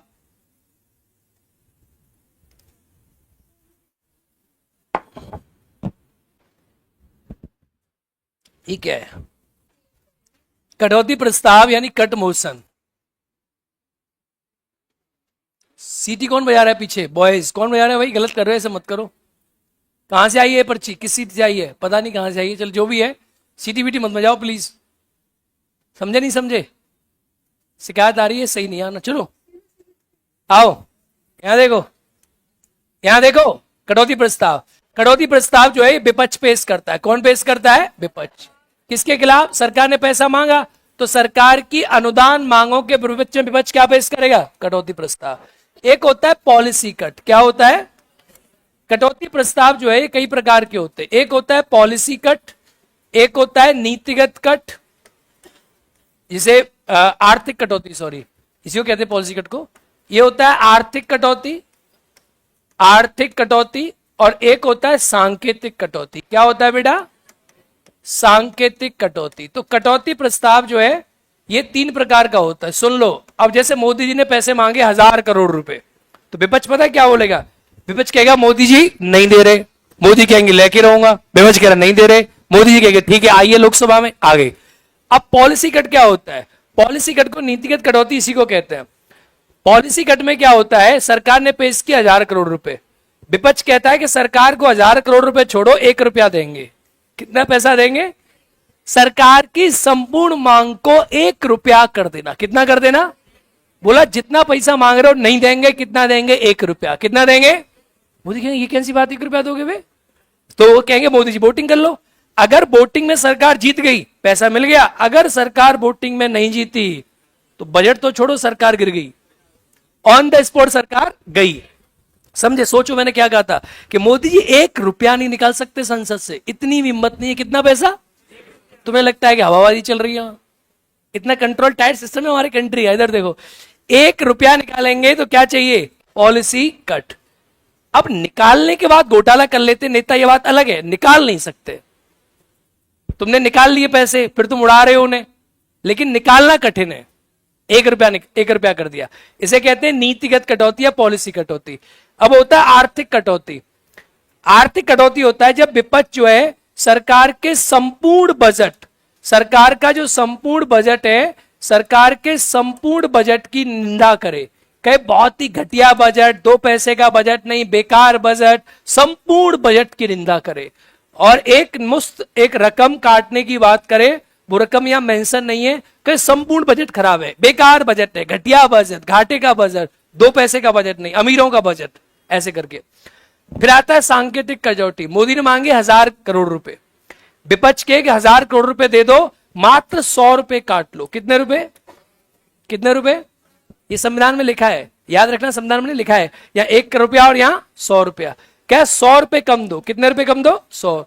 अगर 100 रुपए भी काट लिए विपक्ष ने, सरकार क्या होगी? गिर जाएगी, बजट पास नहीं होगा। इसे कहते हैं कटौती प्रस्ताव। लिखो, बनाओ कटौती प्रस्ताव। हाँ, ऐसे बनाओ तो ज्यादा बढ़िया होगा। पहले एक लाइन तो लिख लो, विपक्ष आता कहां से? आता कहां से है? संचय निधि में रहता है। हाँ, एक अकाउंट है उसमें रहता है, आरबीआई के पास अकाउंट एक भाई। और क्या तुम्हें खजाना भर रहा है? गधे। लिखे लिखे लिखे, विपक्ष सरकार की मांग के विरुद्ध, विपक्ष सरकार की मांग के विरुद्ध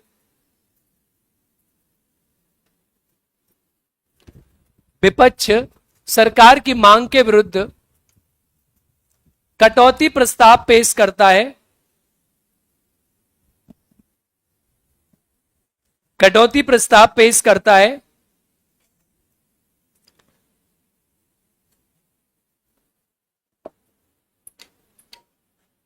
कटौती प्रस्ताव 3 प्रकार के होते हैं।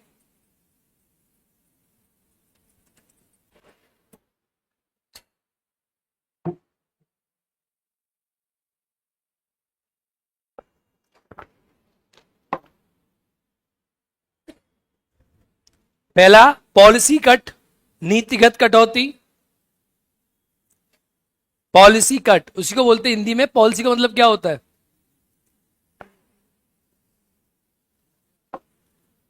नीतिगत कटौती। दूसरा आर्थिक कटौती। और तीसरा, ऐसे क्यों लिख रही हो तुम, फिर अलग अलग कैसे लिखोगी? चलो कोई नहीं, लिख लेना। तीसरा सांकेतिक कटौती। सांकेतिक कटौती। अच्छा, अगर मेन से क्वेश्चन आएगा कि विधायिका का नियंत्रण कार्यपालिका पे, या प्री में आ जाए विधायिका कार्यपालिका पे नियंत्रण कैसे रखती है, तो उसमें आएगा नहीं आएगा ये? भाई विधायिका कौन है? संसद। क्या कर रहे हैं? सरकार को नियंत्रित कर रहा है, नहीं कर रहा पैसे के लिए? तो ये भी नियंत्रित करता है।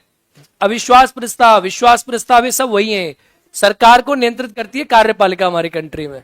मतलब विधायिका जो है, संसद क्या है, सरकार को क्या करता है? नियंत्रित। लिखा? 3 प्रकार के कटौती प्रस्ताव लिखे। अब लिखो पॉलिसी कट। इसके अंदर लिखे, जब सरकार की बजट की मांग को, जब सरकार की बजट की मांग को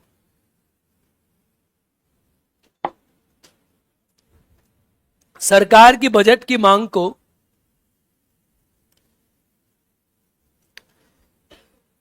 विपक्ष ए, जब सरकार के बजट की मांग को विपक्ष 1 रुपए कर देने की मांग करे, प्रस्ताव रखे, 1 रुपया कर देने का प्रस्ताव रखे,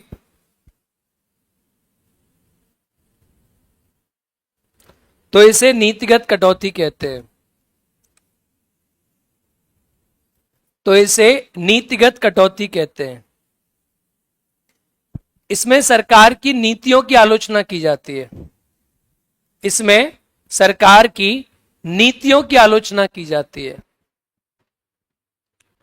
नीतियों की आलोचना की जाती है। समझ आ रहा है? सही से नहीं आ रहा है? बोलो हां, बोलो। पता होता क्या, जो लिखाने वाला काम है ना, ये मैं आपको सच बता रहा हूं, मैं आज तक जब पढ़ाता हूं ना, तो मैं जिस कॉपी से या जिस किताब से पढ़ता हूं, मुझे वो किताब या कॉपी क्लास में याद आती है। वैसे ही मुझे, मैं तैयारी करता था, मुझे लगता था कि जिस कॉपी में हम लिख रहे हैं ना, जब प्रश्न पूछता है एग्जामिनर, तो ये कॉपी का पेज भी याद आता है। हाँ या ना? याद है कि नहीं है? आजकल के जमाने में फेल होने का एक प्रमुख कारण बताऊं तुम्हें? हाँ भाई, रील बनाओ तुम। आज के जमाने में फेल होने का प्रमुख कारण क्या है? पहला कारण यह है कि आजकल के जमाने में बच्चे जो हैं वो मल्टीपल रिसोर्सेज से पढ़ते हैं, और जब आप 1000 किताबों से पढ़ेंगे तो आपका जो ब्रेन है ना, वो कंफ्यूज हो जाता है कि आपको वो चीज याद नहीं रहती कि आपने वो चीज कहां से पढ़ी। इसलिए लोग बार बार कहते हैं कि एक ही चीज को बार बार पढ़ो, एक ही चीज को एक ही किताब से बार बार पढ़ो। जैसे आपने लिखा नहीं, नोट्स नहीं बनाया यहां, अब आप किसी पीडीएफ से पढ़ रहे हो, किसी किताब से पढ़ रहे हो, फिर आप उसे लिखोगे। 80% बच्चे तो लिखते ही नहीं है, जो लिखते हैं वो अलग अलग जगह से लिख रहे हैं, तो आपकी ना मसल मेमोरी, ब्रेन मेमोरी बन नहीं पाती।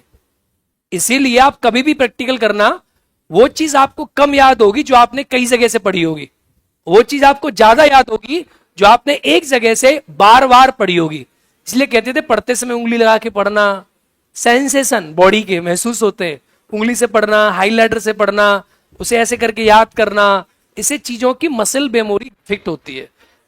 सत्य है कि नहीं है? ऑनलाइन जो बच्चे पीडीएफ से पढ़ते हैं, जब मैं पीडीएफ से पढ़ता हूं, मेरा दिमाग पीडीएफ से पढ़ी चीज को याद ही नहीं कर पाता।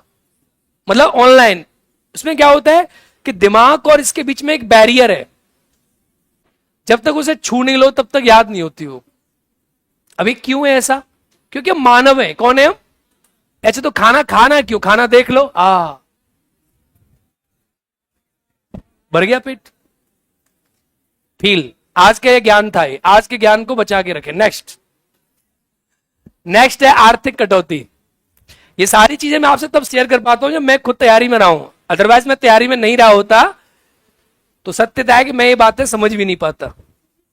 आर्थिक कटौती, आर्थिक कटौती। जब विपक्ष संपूर्ण बजट की, जब विपक्ष संपूर्ण बजट की निंदा करे, जब विपक्ष संपूर्ण बजट की निंदा करे और सरकार की दी जाने वाली राशि में से एक निश्चित राशि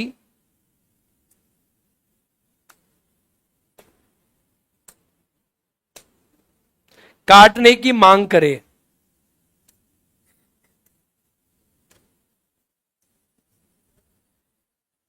राशि में से एक निश्चित राशि काटने की मांग करे,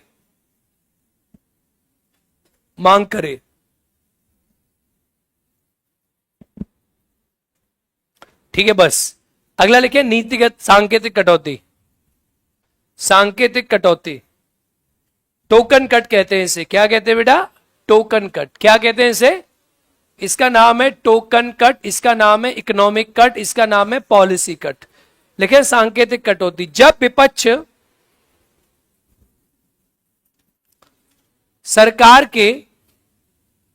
संपूर्ण बजट की आलोचना न करके, जब विपक्ष सरकार के संपूर्ण बजट की आलोचना न करके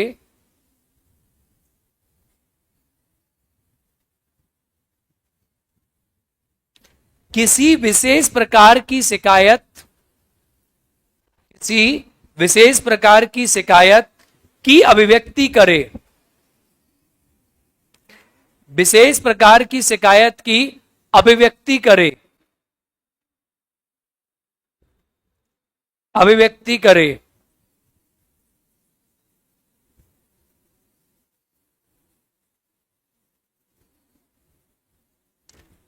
और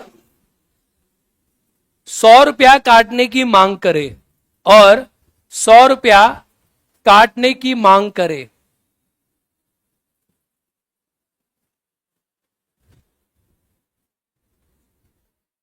काटने क्या करे? मांग करे। बोलो हां। तो क्वेश्चन पूछेगा 1 रुपए की मांग, काटने की मांग कौन सा कट है? 100 रुपए की।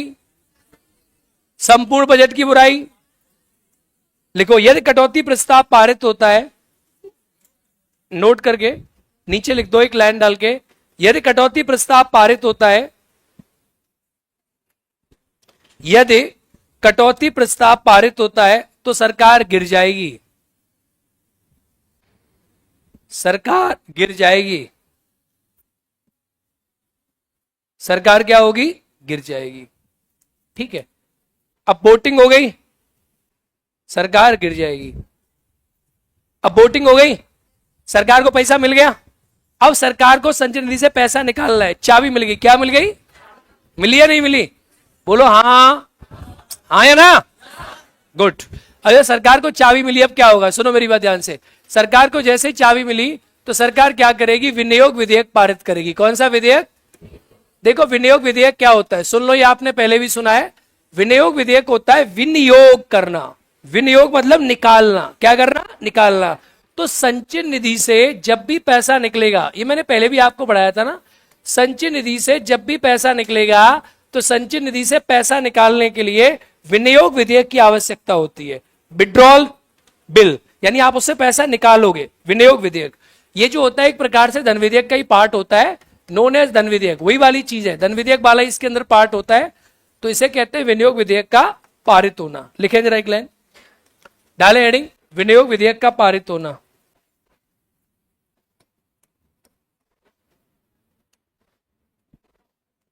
सरकार को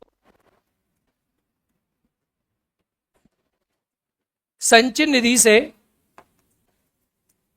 सरकार को संचय निधि से पैसा निकालने के लिए, सरकार को संचय निधि से पैसा निकालने के लिए विनियोग विधेयक की आवश्यकता होती है।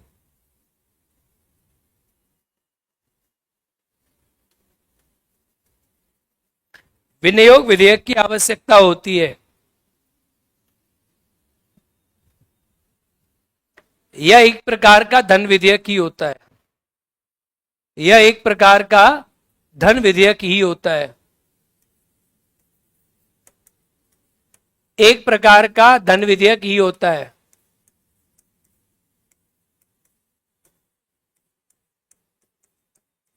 एक प्रकार का धन विधेयक ही होता है।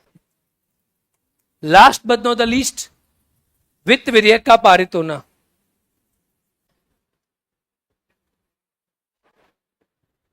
वित्त विधेयक का पारित होना लास्ट।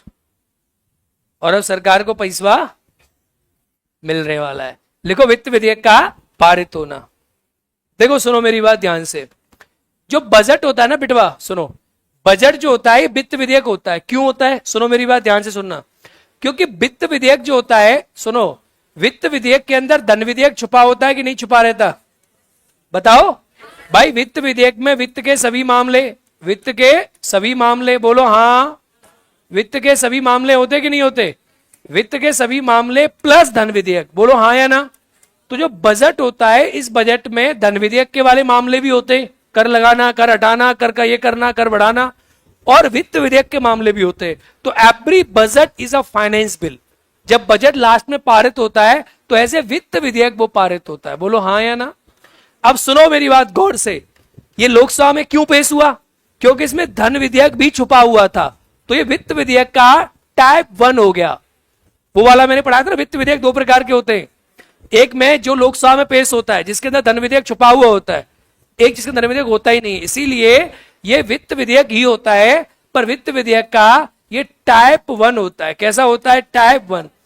इसलिए लोकसभा में पेश होता है और राष्ट्रपति पूर्व मंजूरी से पेश होता है। समझे कि नहीं समझे? लेकिन वित्त विधेयक का पारित होना, वित्त विधेयक का पारित होना,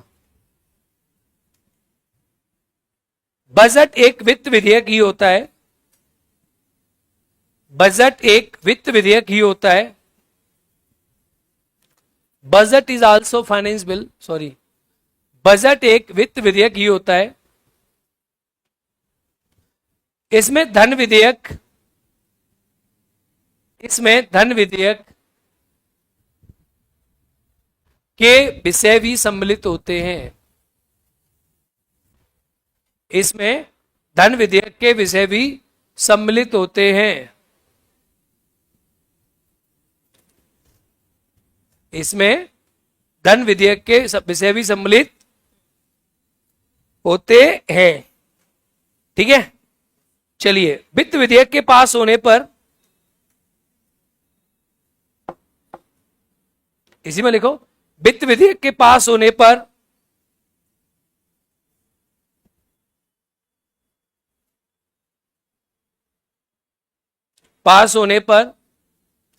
सरकार को वित्तीय वर्ष के लिए, सरकार को वित्तीय वर्ष के लिए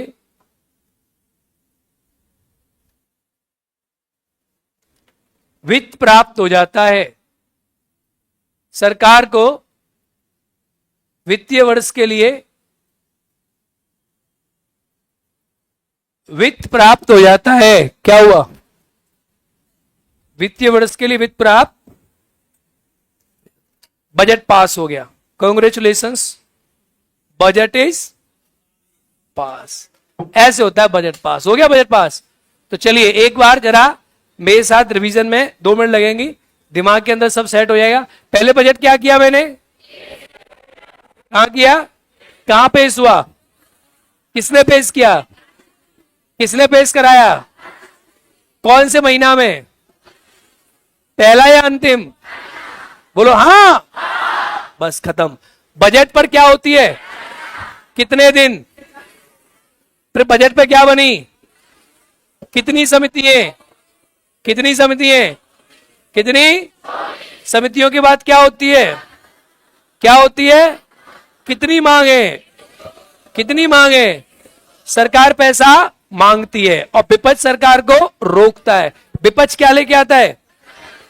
कितने प्रकार की कटौती प्रस्ताव? कितने प्रकार का? 1 रुपए की कटौती। कौन सा प्रस्ताव? Policy cut. 100 रुपए की कटौती, सांकेतिक कटौती। सारा बजट घटिया है। आर्थिक कटौती पास हुआ तो सरकार बचेगी गिरेगी? ये सब पास होने के बाद सरकार ने वोट पिट के सरकार को क्या पैसा निकलता है? संचित निधि से पैसा निकालने के लिए कौन सा विधेयक आता है? बजट अंतिम रूप से कैसा विधेयक होता है? कैसा विधेयक होता है? अरे हाँ या ना? चलो अब डालो विभिन्न प्रकार के अनुदान, ग्रांट्स। बजट पास हो गया भाई। अब बजट के बारे में तुम वहां पढ़ना अपना अकॉर्डिंगली। हाँ क्या हुआ है? सिंपल मेजोरिटी से होता है बजट पास हमेशा, 50% वाली से। ठीक है, चलिए अब आगे बढ़े। अब आगे क्या होगा? आगे जो है आपको ध्यान देना होगा। अब क्या होता है? बहुत प्रकार के ग्रांट होते हैं। ये बजट आपने समझ लिया। अब पैसा आया कहां से और कहां गया? क्यों आया, क्यों गया? ज्यादा कैसे आएगा, कम कैसे जाएगा, पैसा बचेगा कैसे, खपत कैसे होगी, ये सारे काम किसमें पढ़ोगे आप? समझ गए? हमने पैसा आपको दे दिया, ऐसे करो। वो अब इस पे आ रहा है ना, अनुदान डालो ना, अनुदान डालो, विभिन्न प्रकार के अनुदान, हेडिंग। हाँ क्या? शून्य आधारित बजट, ये सब उसमें पढ़ोगे आप, zero financing, deficit financing, budgeting, सब इकोनॉमी में पढ़ोगे। संविधान में इतना ही है, बैठ जाओ, इससे से बहुत बड़ा काम चल जाएगा तुम्हारा। चलो, जीरो बजट, घाटे का budget, finance budgeting, deficit budgeting, सब वही पढ़ोगे। लिखे विभिन्न प्रकार के अनुदान, विभिन्न प्रकार के अनुदान, टाइप्स ऑफ ग्रांट्स, विभिन्न प्रकार के अनुदान। सुनो, अनुदान क्या होते हैं? कई प्रकार के अनुदान होते हैं। जैसे एक होता है लेखा अनुदान, वोट ऑन अकाउंट। एक होता है लेखा अनुदान, जिसे बोलते हैं वोट ऑन अकाउंट। एक होता है अनुपूरक अनुदान, सप्लीमेंट्री ग्रांट। अनुपूरक, गलत हो गया, अनुपूरक अनुदान, सप्लीमेंट्री ग्रांट। एक होता है अतिरिक्त अनुदान, एडिशनल ग्रांट।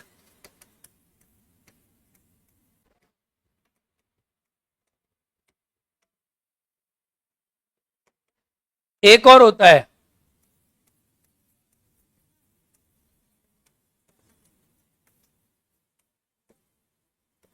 सुनो मेरी बात ध्यान से, सुन लो पहले, सुनो इनको क्या होता है। लेखा अनुदान क्या होता है? वोट ऑन अकाउंट किसे कहते हैं? ये अब नहीं है, पहले हुआ करता था वोट ऑन अकाउंट। क्या होता है वोट ऑन अकाउंट? सुनना बड़े ध्यान से, होता क्या बीमारी है। पहले क्या था बाबू, पहले जो बजट था भाई, देखो सरकार के पास जो पैसा होता है वो 1 अप्रैल से लेकर 31 मार्च तक का होता है, बरोबर? बोलो बराबर, बोलो हाँ हाँ। अब 2024 चल रही है, 25 चल रही है ना, तो 2025 में सरकार के पास जो पैसा था वो 31 मार्च तक का ही था। क्लियर? क्लियर था। अब 31 मार्च के बाद सरकार के पास चवन्नी नहीं है, सरकार के पास 1 रुपया भी नहीं है। तुम इस घाटे में मतलब सरकार के पास कोई पैसा वैसा नहीं रहता, सारा इतना ही पैसा सरकार को पिछले साल मिला था वो सारा खत्म हो लेगा। अब जो बजट आया था इस बार का 2025 का जो बजट आया था वो कब आया था? फरवरी में। कब आया था? फरवरी में आया था। और पहले बजट पेश होता था फरवरी के अंतिम सप्ताह में। कब पेश होता था? अब मान के चलो जब बजट फरवरी के अंतिम सप्ताह में आया तो बजट पास करने के लिए 1 ही महीना बचा, मार्च। क्या बचा? अब इतना बड़ा प्रोसेस है बजट का, क्या बजट मार्च महीने में पास हो जाएगा? और सरकार 1 अप्रैल से 2026 से सरकार के पास जहर खाने के लिए पैसे नहीं है। भाई आपको क्या लगता है सैलरी जाती है आप लोगों की? आप लोगों की सैलरी भारत सैलरी नहीं है, आप लोगों की सैलरी बजट में से तो आती है। अगर बजट नहीं आया तो अगर मान के चलो रेलवे को पैसा नहीं मिला तो रेलवे कर्मचारी सैलरी थोड़ी ना मिलेगी, फिर आप राष्ट्रपति थोड़ी ना हो। आपकी सैलरी भारत नहीं है, याद रखना इस बात को। जैसे आप बीपीएससी बने या आप बीपीएससी तो बिहार का बजट हो गया, आप भारत सरकार में आईएएस बने तो आपका वेतन तभी मिलेगा जब बजट आ जाएगा। वेतन कहां से मिलेगा आपको? लुल आप सब, खत्म मामला है।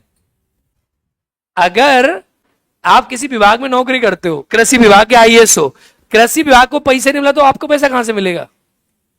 पैसा वैसा नहीं मिलेगा फिर, तभी तो है। अगर देश घाटे में चला गया तो राष्ट्रपति तभी तो आपातकाल लगाते हैं, घाटे में चला गया आपातकाल लग गया, आपका पैसा बंद हो गया ना। सुनो, अब 1 अप्रैल से सरकार पैसा आपको कहां से देगी मुझे इतना बताओ। बजट 1 महीने में पारित होगा नहीं, तो क्या होता है? यहां आता है लेखा अनुदान। तभी तो मोदी जी ने दिमाग लगाया है, इसको बोला फरवरी के पहले महीने में करो ताकि 2 महीने मिल गए, फरवरी और मार्च। तो लेखा अनुदान क्या होता है? लेखा अनुदान से कहते हैं वोट ऑन अकाउंट। सरकार ये कहती है लोकसभा से, पार्लियामेंट से, कि आप हमारा जो टोटल बजट है उस बजट को हम पैसा आपसे नहीं ले रहे, जो टोटल बजट है उसका 1/6वां भाग, कितना भाग? 1/6वां भाग आप हमें 2 महीने के लिए दे दो सिर्फ। जिसे 1 अप्रैल अप्रैल का महीना जो आने वाला है, अप्रैल जो 2026 के अप्रैल आएगी ना, अप्रैल और मई, इन 2 महीने के लिए अपने कर्मचारियों को सैलरी दे पाए और देश चला पाए, उस 2 महीने के लिए बस हमें पैसा दे दो, आपके हाथ जोड़ रहे हैं। इसे कहते हैं वोट ऑन अकाउंट। आपको क्या लगता है इतना आसान नहीं देश चलाना? मोदी जी को 1 रुपया भीख मांग के लाना पड़ता है लोकसभा से, तो तो कहते हैं अब की बार 500 पार। हमारा देश का लोकतंत्र बड़ा मजबूत लोकतंत्र है। आपको क्या लगता है कैसे चले जाएंगे कि हाँ दो? चले जाते हैं, ले आते हैं, क्योंकि लोकसभा में क्या बहुमत है। अगर सरकार का लोकसभा में बहुमत ना हो ना, और सरकार, तभी तो कहते हैं गठबंधन की सरकार मतलब बेकार सरकार, कोई भी टपक जाएगा सरकार गिर गई। अब समझे नहीं समझे क्यों बजट में बिहार को इतना पैसा मिला है? क्योंकि नीतीश कुमार अलग हटा, मोदी जी बजट ही पास नहीं कर पाएंगे, तो पैसा मिला है। बोलो हाँ। तो ये होता है लेखा अनुदान, इसे कहते हैं वोट ऑन अकाउंट। पैसा ले लो 2 महीने के लिए, उसके बाद बजट पास होगा तो सरकार को पूरा पैसा 1 साल के लिए मिल ही जाएगा। अब वर्तमान में कम है। क्यों कम है? क्योंकि अब सरकार के बाद 2 महीने, फरवरी और मार्च, 2 महीने में सरकार पूरा पैसा खींच ले जाती है 1 अप्रैल के लिए। इसे कहते हैं लेखा अनुदान।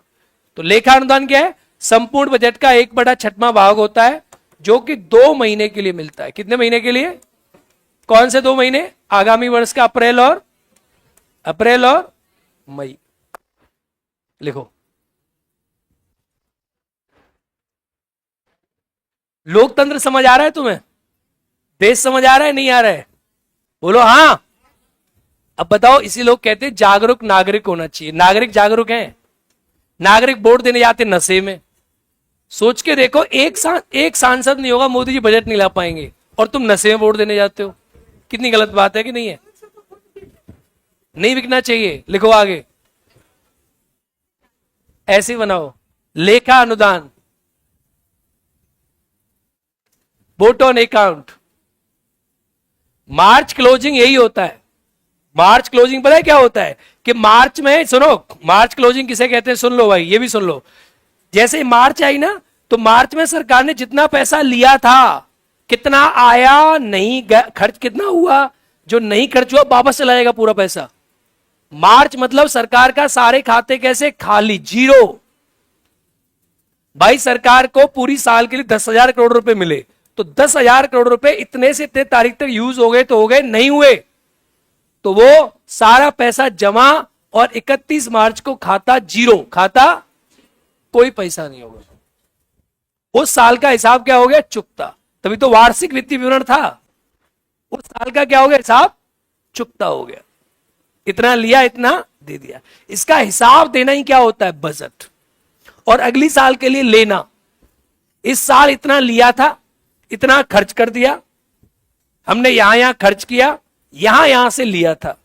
अगली साल हम इतना पैसा लेना चाहते हैं, और हम यहां खर्च करेंगे। That's the budget. लिखो,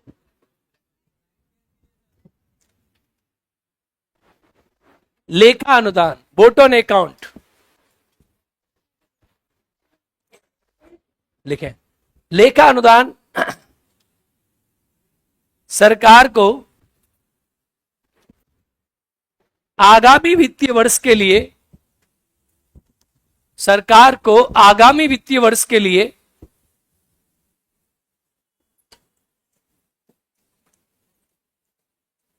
दिया गया अनुदान है, दिया गया अनुदान है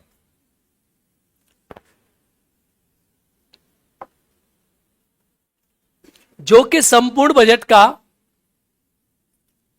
जो कि संपूर्ण बजट का 1/6वां भाग होता है,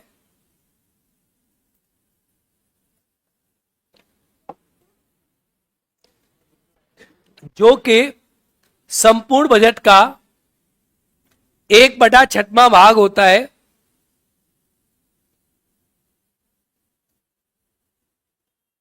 लेखा अनुदान कहलाता है। लेखा अनुदान कहलाता है।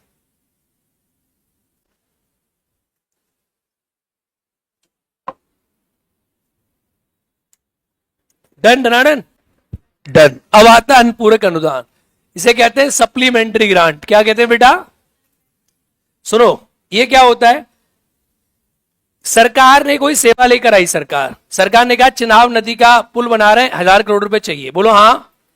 सरकार ने कहा कि हम चाइना से, सरकार ने कहा हम रूस से, रसिया से हम क्या खरीद रहे हैं? हम जो है कोई टेक्नोलॉजी खरीद रहे हैं, एंटी मिसाइल खरीद रहे हैं, कुछ भी खरीद रहे हैं, और हमें इतने पैसे चाहिए, 1,000 करोड़ रुपए। अब क्या हुआ? सरकार ने जिस सेवा के लिए पैसे लिए, उस वित्तीय वर्ष में कोई सरकार सेवा लेना चाहती है, सेवा यानी सर्विस खरीदना, कोई भी चीज चाहती है, सरकार ने कोई पार्टिकुलर सेवा की बात करी, ये सेवा शुरू करेगी, पुल बनाएगी, रोड बनाएगी, जो भी है, और उस 102 डिमांड थी ना पहले, और उस सेवा के लिए जो पैसा लिया गया है वो पैसा उस वित्तीय वर्ष में कम पड़ जाए। क्या पड़ जाए? कम। जैसे आपने घर से पैसे लिए, और आपने घर से पैसे लिए, आपको पैसा मिलता है पर महीने का 5,000 रुपए, 6,000 रुपए, 8 है, कितना चल रहा है आजकल? 5,000, 5 या 8, वो वेरी करता है। न्यूनतम कितना चल रहा है? 5। 5 से कम में रहना बहुत टफ पड़ता होगा ना? कितने? अभी 5 तो मिनिमम है कि मैक्सिमम? मिनिमम 8 है। 8 मिनिमम है। चलो कोई बात नहीं, बहुत कम है, इतना कम है। मैं आपको बता रहा हूं, हम जब मुखर्जी नगर में रहे 2013 से रहा हूं मैं, 13, 14, 15, 16, तो उस समय में आप देखोगे, हाँ 12 से रहा हूं, तो उस समय में आप देखोगे उस समय 10-12 हजार रुपए आते थे, 12 हजार रुपए मिनिमम था।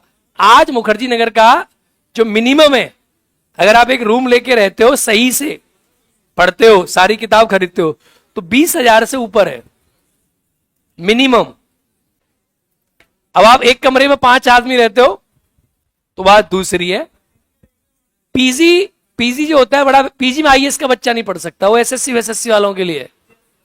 पीजी में आईएएस का बच्चा नहीं पढ़ सकता। आईएएस में क्या होता है, आपको सोचना पड़ता है। एसएससी में क्या सवाल लगा रहे हो, मैथ के लगाते चल रहे हो, एक लगाया दूसरा लगाया।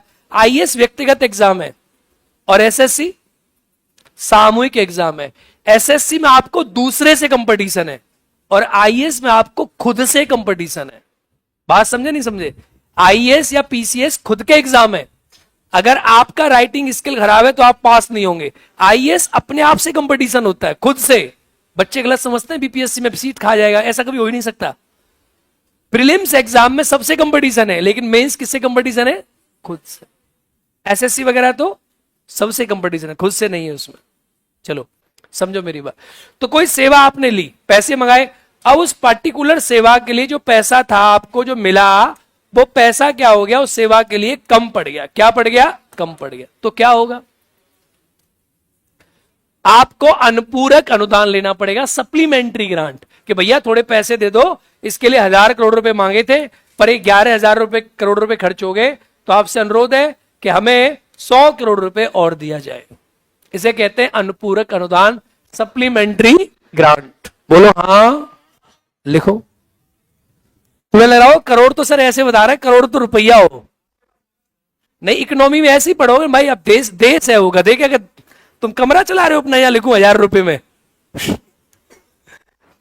एक देश के एक आईएएस अधिकारी, इस देश का 1/1,00,000वां हिस्सा होगा, उनके घर में 20-20 करोड़ रुपए मिल जाते हैं, 50-50 करोड़ रुपए, 100-100 करोड़ रुपए।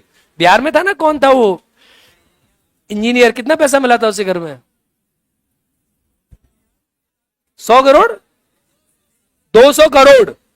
सोचो, 200 करोड़ रुपए, 2 पैसे की औकात नहीं है, 200 करोड़ रुपए। तो ये देश है, संपूर्ण देश में ऐसे कितने लोग होंगे? तो यहां 1,000 करोड़ रुपए क्या होता है? लिखो। अरे नेताओं के पैसा होता है, लिखो। लिखो अनुपूरक अनुदान। अनुपूरक अनुदान जब वित्त वर्ष में दी गई सेवा के लिए, वित्त वर्ष में दी गई सेवा के लिए दिए गए धन की राशि अपर्याप्त हो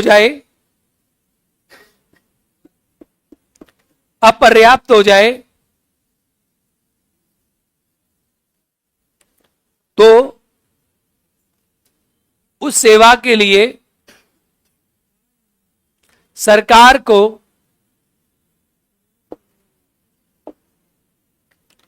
अनुपूरक अनुदान दिया जाता है, सप्लीमेंट्री ग्रांट।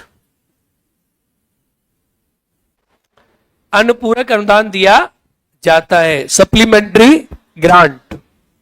ठीक है, ठीक है।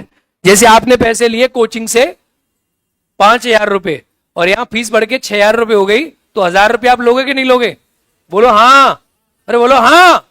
आपने दूध के पैसे लिए फिक्स है, या रूम रेंट आपका फिक्स है, लेकिन अंकल जी क्या करते हैं, हवाबाजी करते हैं रूम वाले, और कहा कि बेटा इस बार आपका बिजली का बिल जो है 300 रुपए नहीं 500 रुपए लगेगा, नहीं तो रूम खाली कर दो।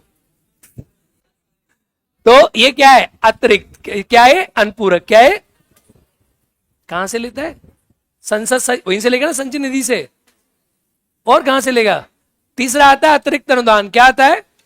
ये क्या होता है? सुनो ध्यान से, अंतर समझो तीनों में अंतर क्या है। ऐसी कोई सेवा, ऐसी कोई सेवा जिस सेवा का वर्णन बजट में था ही नहीं, यानी ऐसी कोई सेवा जिसका वर्णन बजट में नहीं था। आपने घर से पैसे लिए, तो इसमें कोचिंग का आपने नाम लिया, रूम रेंट का नाम लिया, उसी के पैसे बढ़ गए। अब कोई नई चीज आ गई जिसका बजट में वर्णन ही नहीं था, सडनली आप किसी शादी में जाना पड़ गया, तो ऐसी कोई सेवा जिस सेवा का वर्णन बजट में नहीं था, वर्णन जो है बजट में था या नहीं था, वो सेवा एक्स्ट्रा जुड़ गई, एडिशनल जुड़ गई। कैसे जुड़ गई? Additional, extra. तो सेवा के लिए सरकार को जब पैसा चाहिए उसे कहते हैं अतिरिक्त अनुदान, एडिशनल ग्रांट नाम है इसका। लिखो अतिरिक्त अनुदान। ऐसी कोई सेवा, ऐसी कोई सेवा,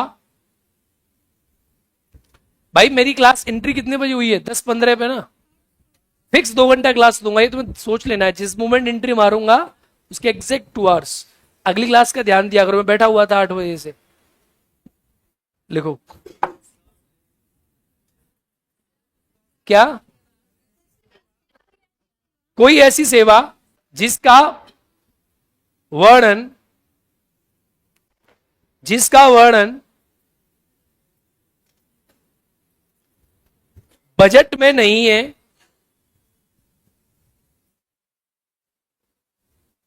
जिसका वर्णन बजट में नहीं है, कोई बात नहीं, छोड़ रहे 5-7 मिनट रुक जाओ, 5 मिनट, बजट में नहीं है, उसके लिए अतिरिक्त धन की आवश्यकता, अतिरिक्त धन की आवश्यकता, अतिरिक्त अनुदान कहलाती है।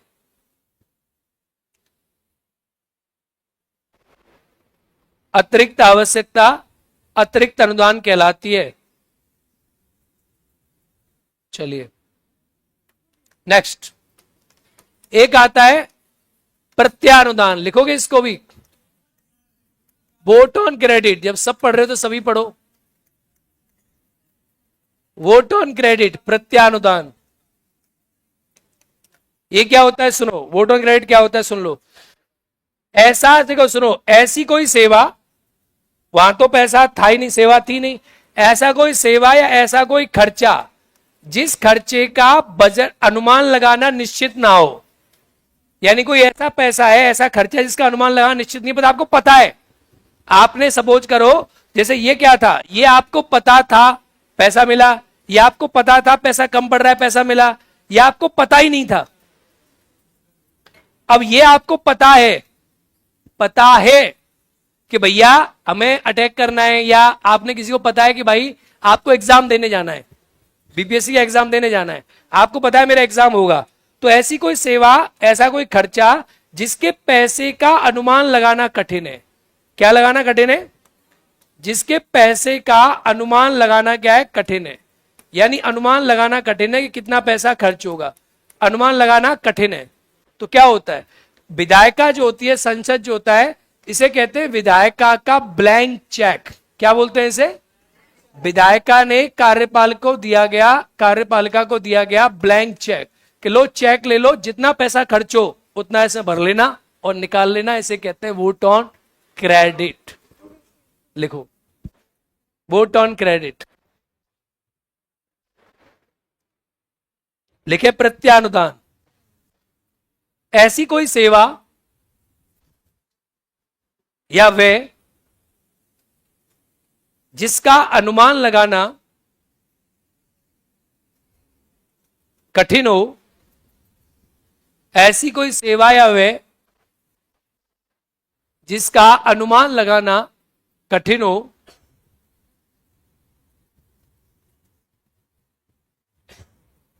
तो ऐसी सेवा के लिए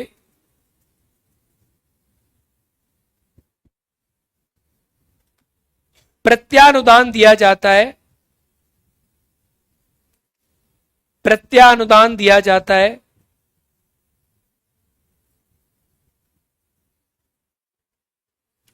इसे विधायिका का कार्यपालिका को दिया गया, इसे विधायिका का कार्यपालिका को दिया गया चेक कहते हैं। इसको विधायिका का कार्यपालिका को दिया गया चेक कहते हैं। क्या कहते हैं? Blank cheque. विधायिका का कार्यपालिका को दिया गया ब्लैंक चेक लिख देना और अंडरलाइन कर देना इसको, मोस्ट इंपॉर्टेंट में अंडरलाइन कर दो इसको। विधायिका का कार्यपालिका को दिया गया क्या है? Blank cheque. कैसा चेक? जितना अमाउंट चाहो अपने अकॉर्डिंग आप क्या करना है इसमें भर लेना। That is the blank cheque by कार्यपालिका को विधायिका को दिया कैसा चेक है? ब्लैंक चेक है। अरे हाँ या ना? हो गया, अनुदान खत्म। डालो पर प्रस्ताव, प्रस्ताव, प्रस्ताव है अपवादन मतलब, अब यही मेन बात तो यही है। अपवादन कुछ बता कुछ ढंग से। एक्सेप्शनल ग्राउंड वही यही एक्चुअली। इसका नाम नहीं लिखा होगा इसमें पूरा, इसका नाम लिखा है प्रत्यानुदान लिखा है, लिखा है। चलो प्रस्ताव, प्रस्ताव देखो क्या होता है। कई प्रकार के प्रस्ताव आपने पढ़ते हो, जैसे होता है अविश्वास प्रस्ताव, नाम सुना है, और एक होता है विश्वास प्रस्ताव, नाम सुना है। विश्वास प्रस्ताव, अविश्वास प्रस्ताव सुने नहीं सुने? डालो हेडिंग प्रस्ताव। अब कल पढ़ लेंगे, छोड़ देंगे क्लास, छोड़ दें? ठीक है, चलो कल पढ़ेंगे प्रस्ताव अब।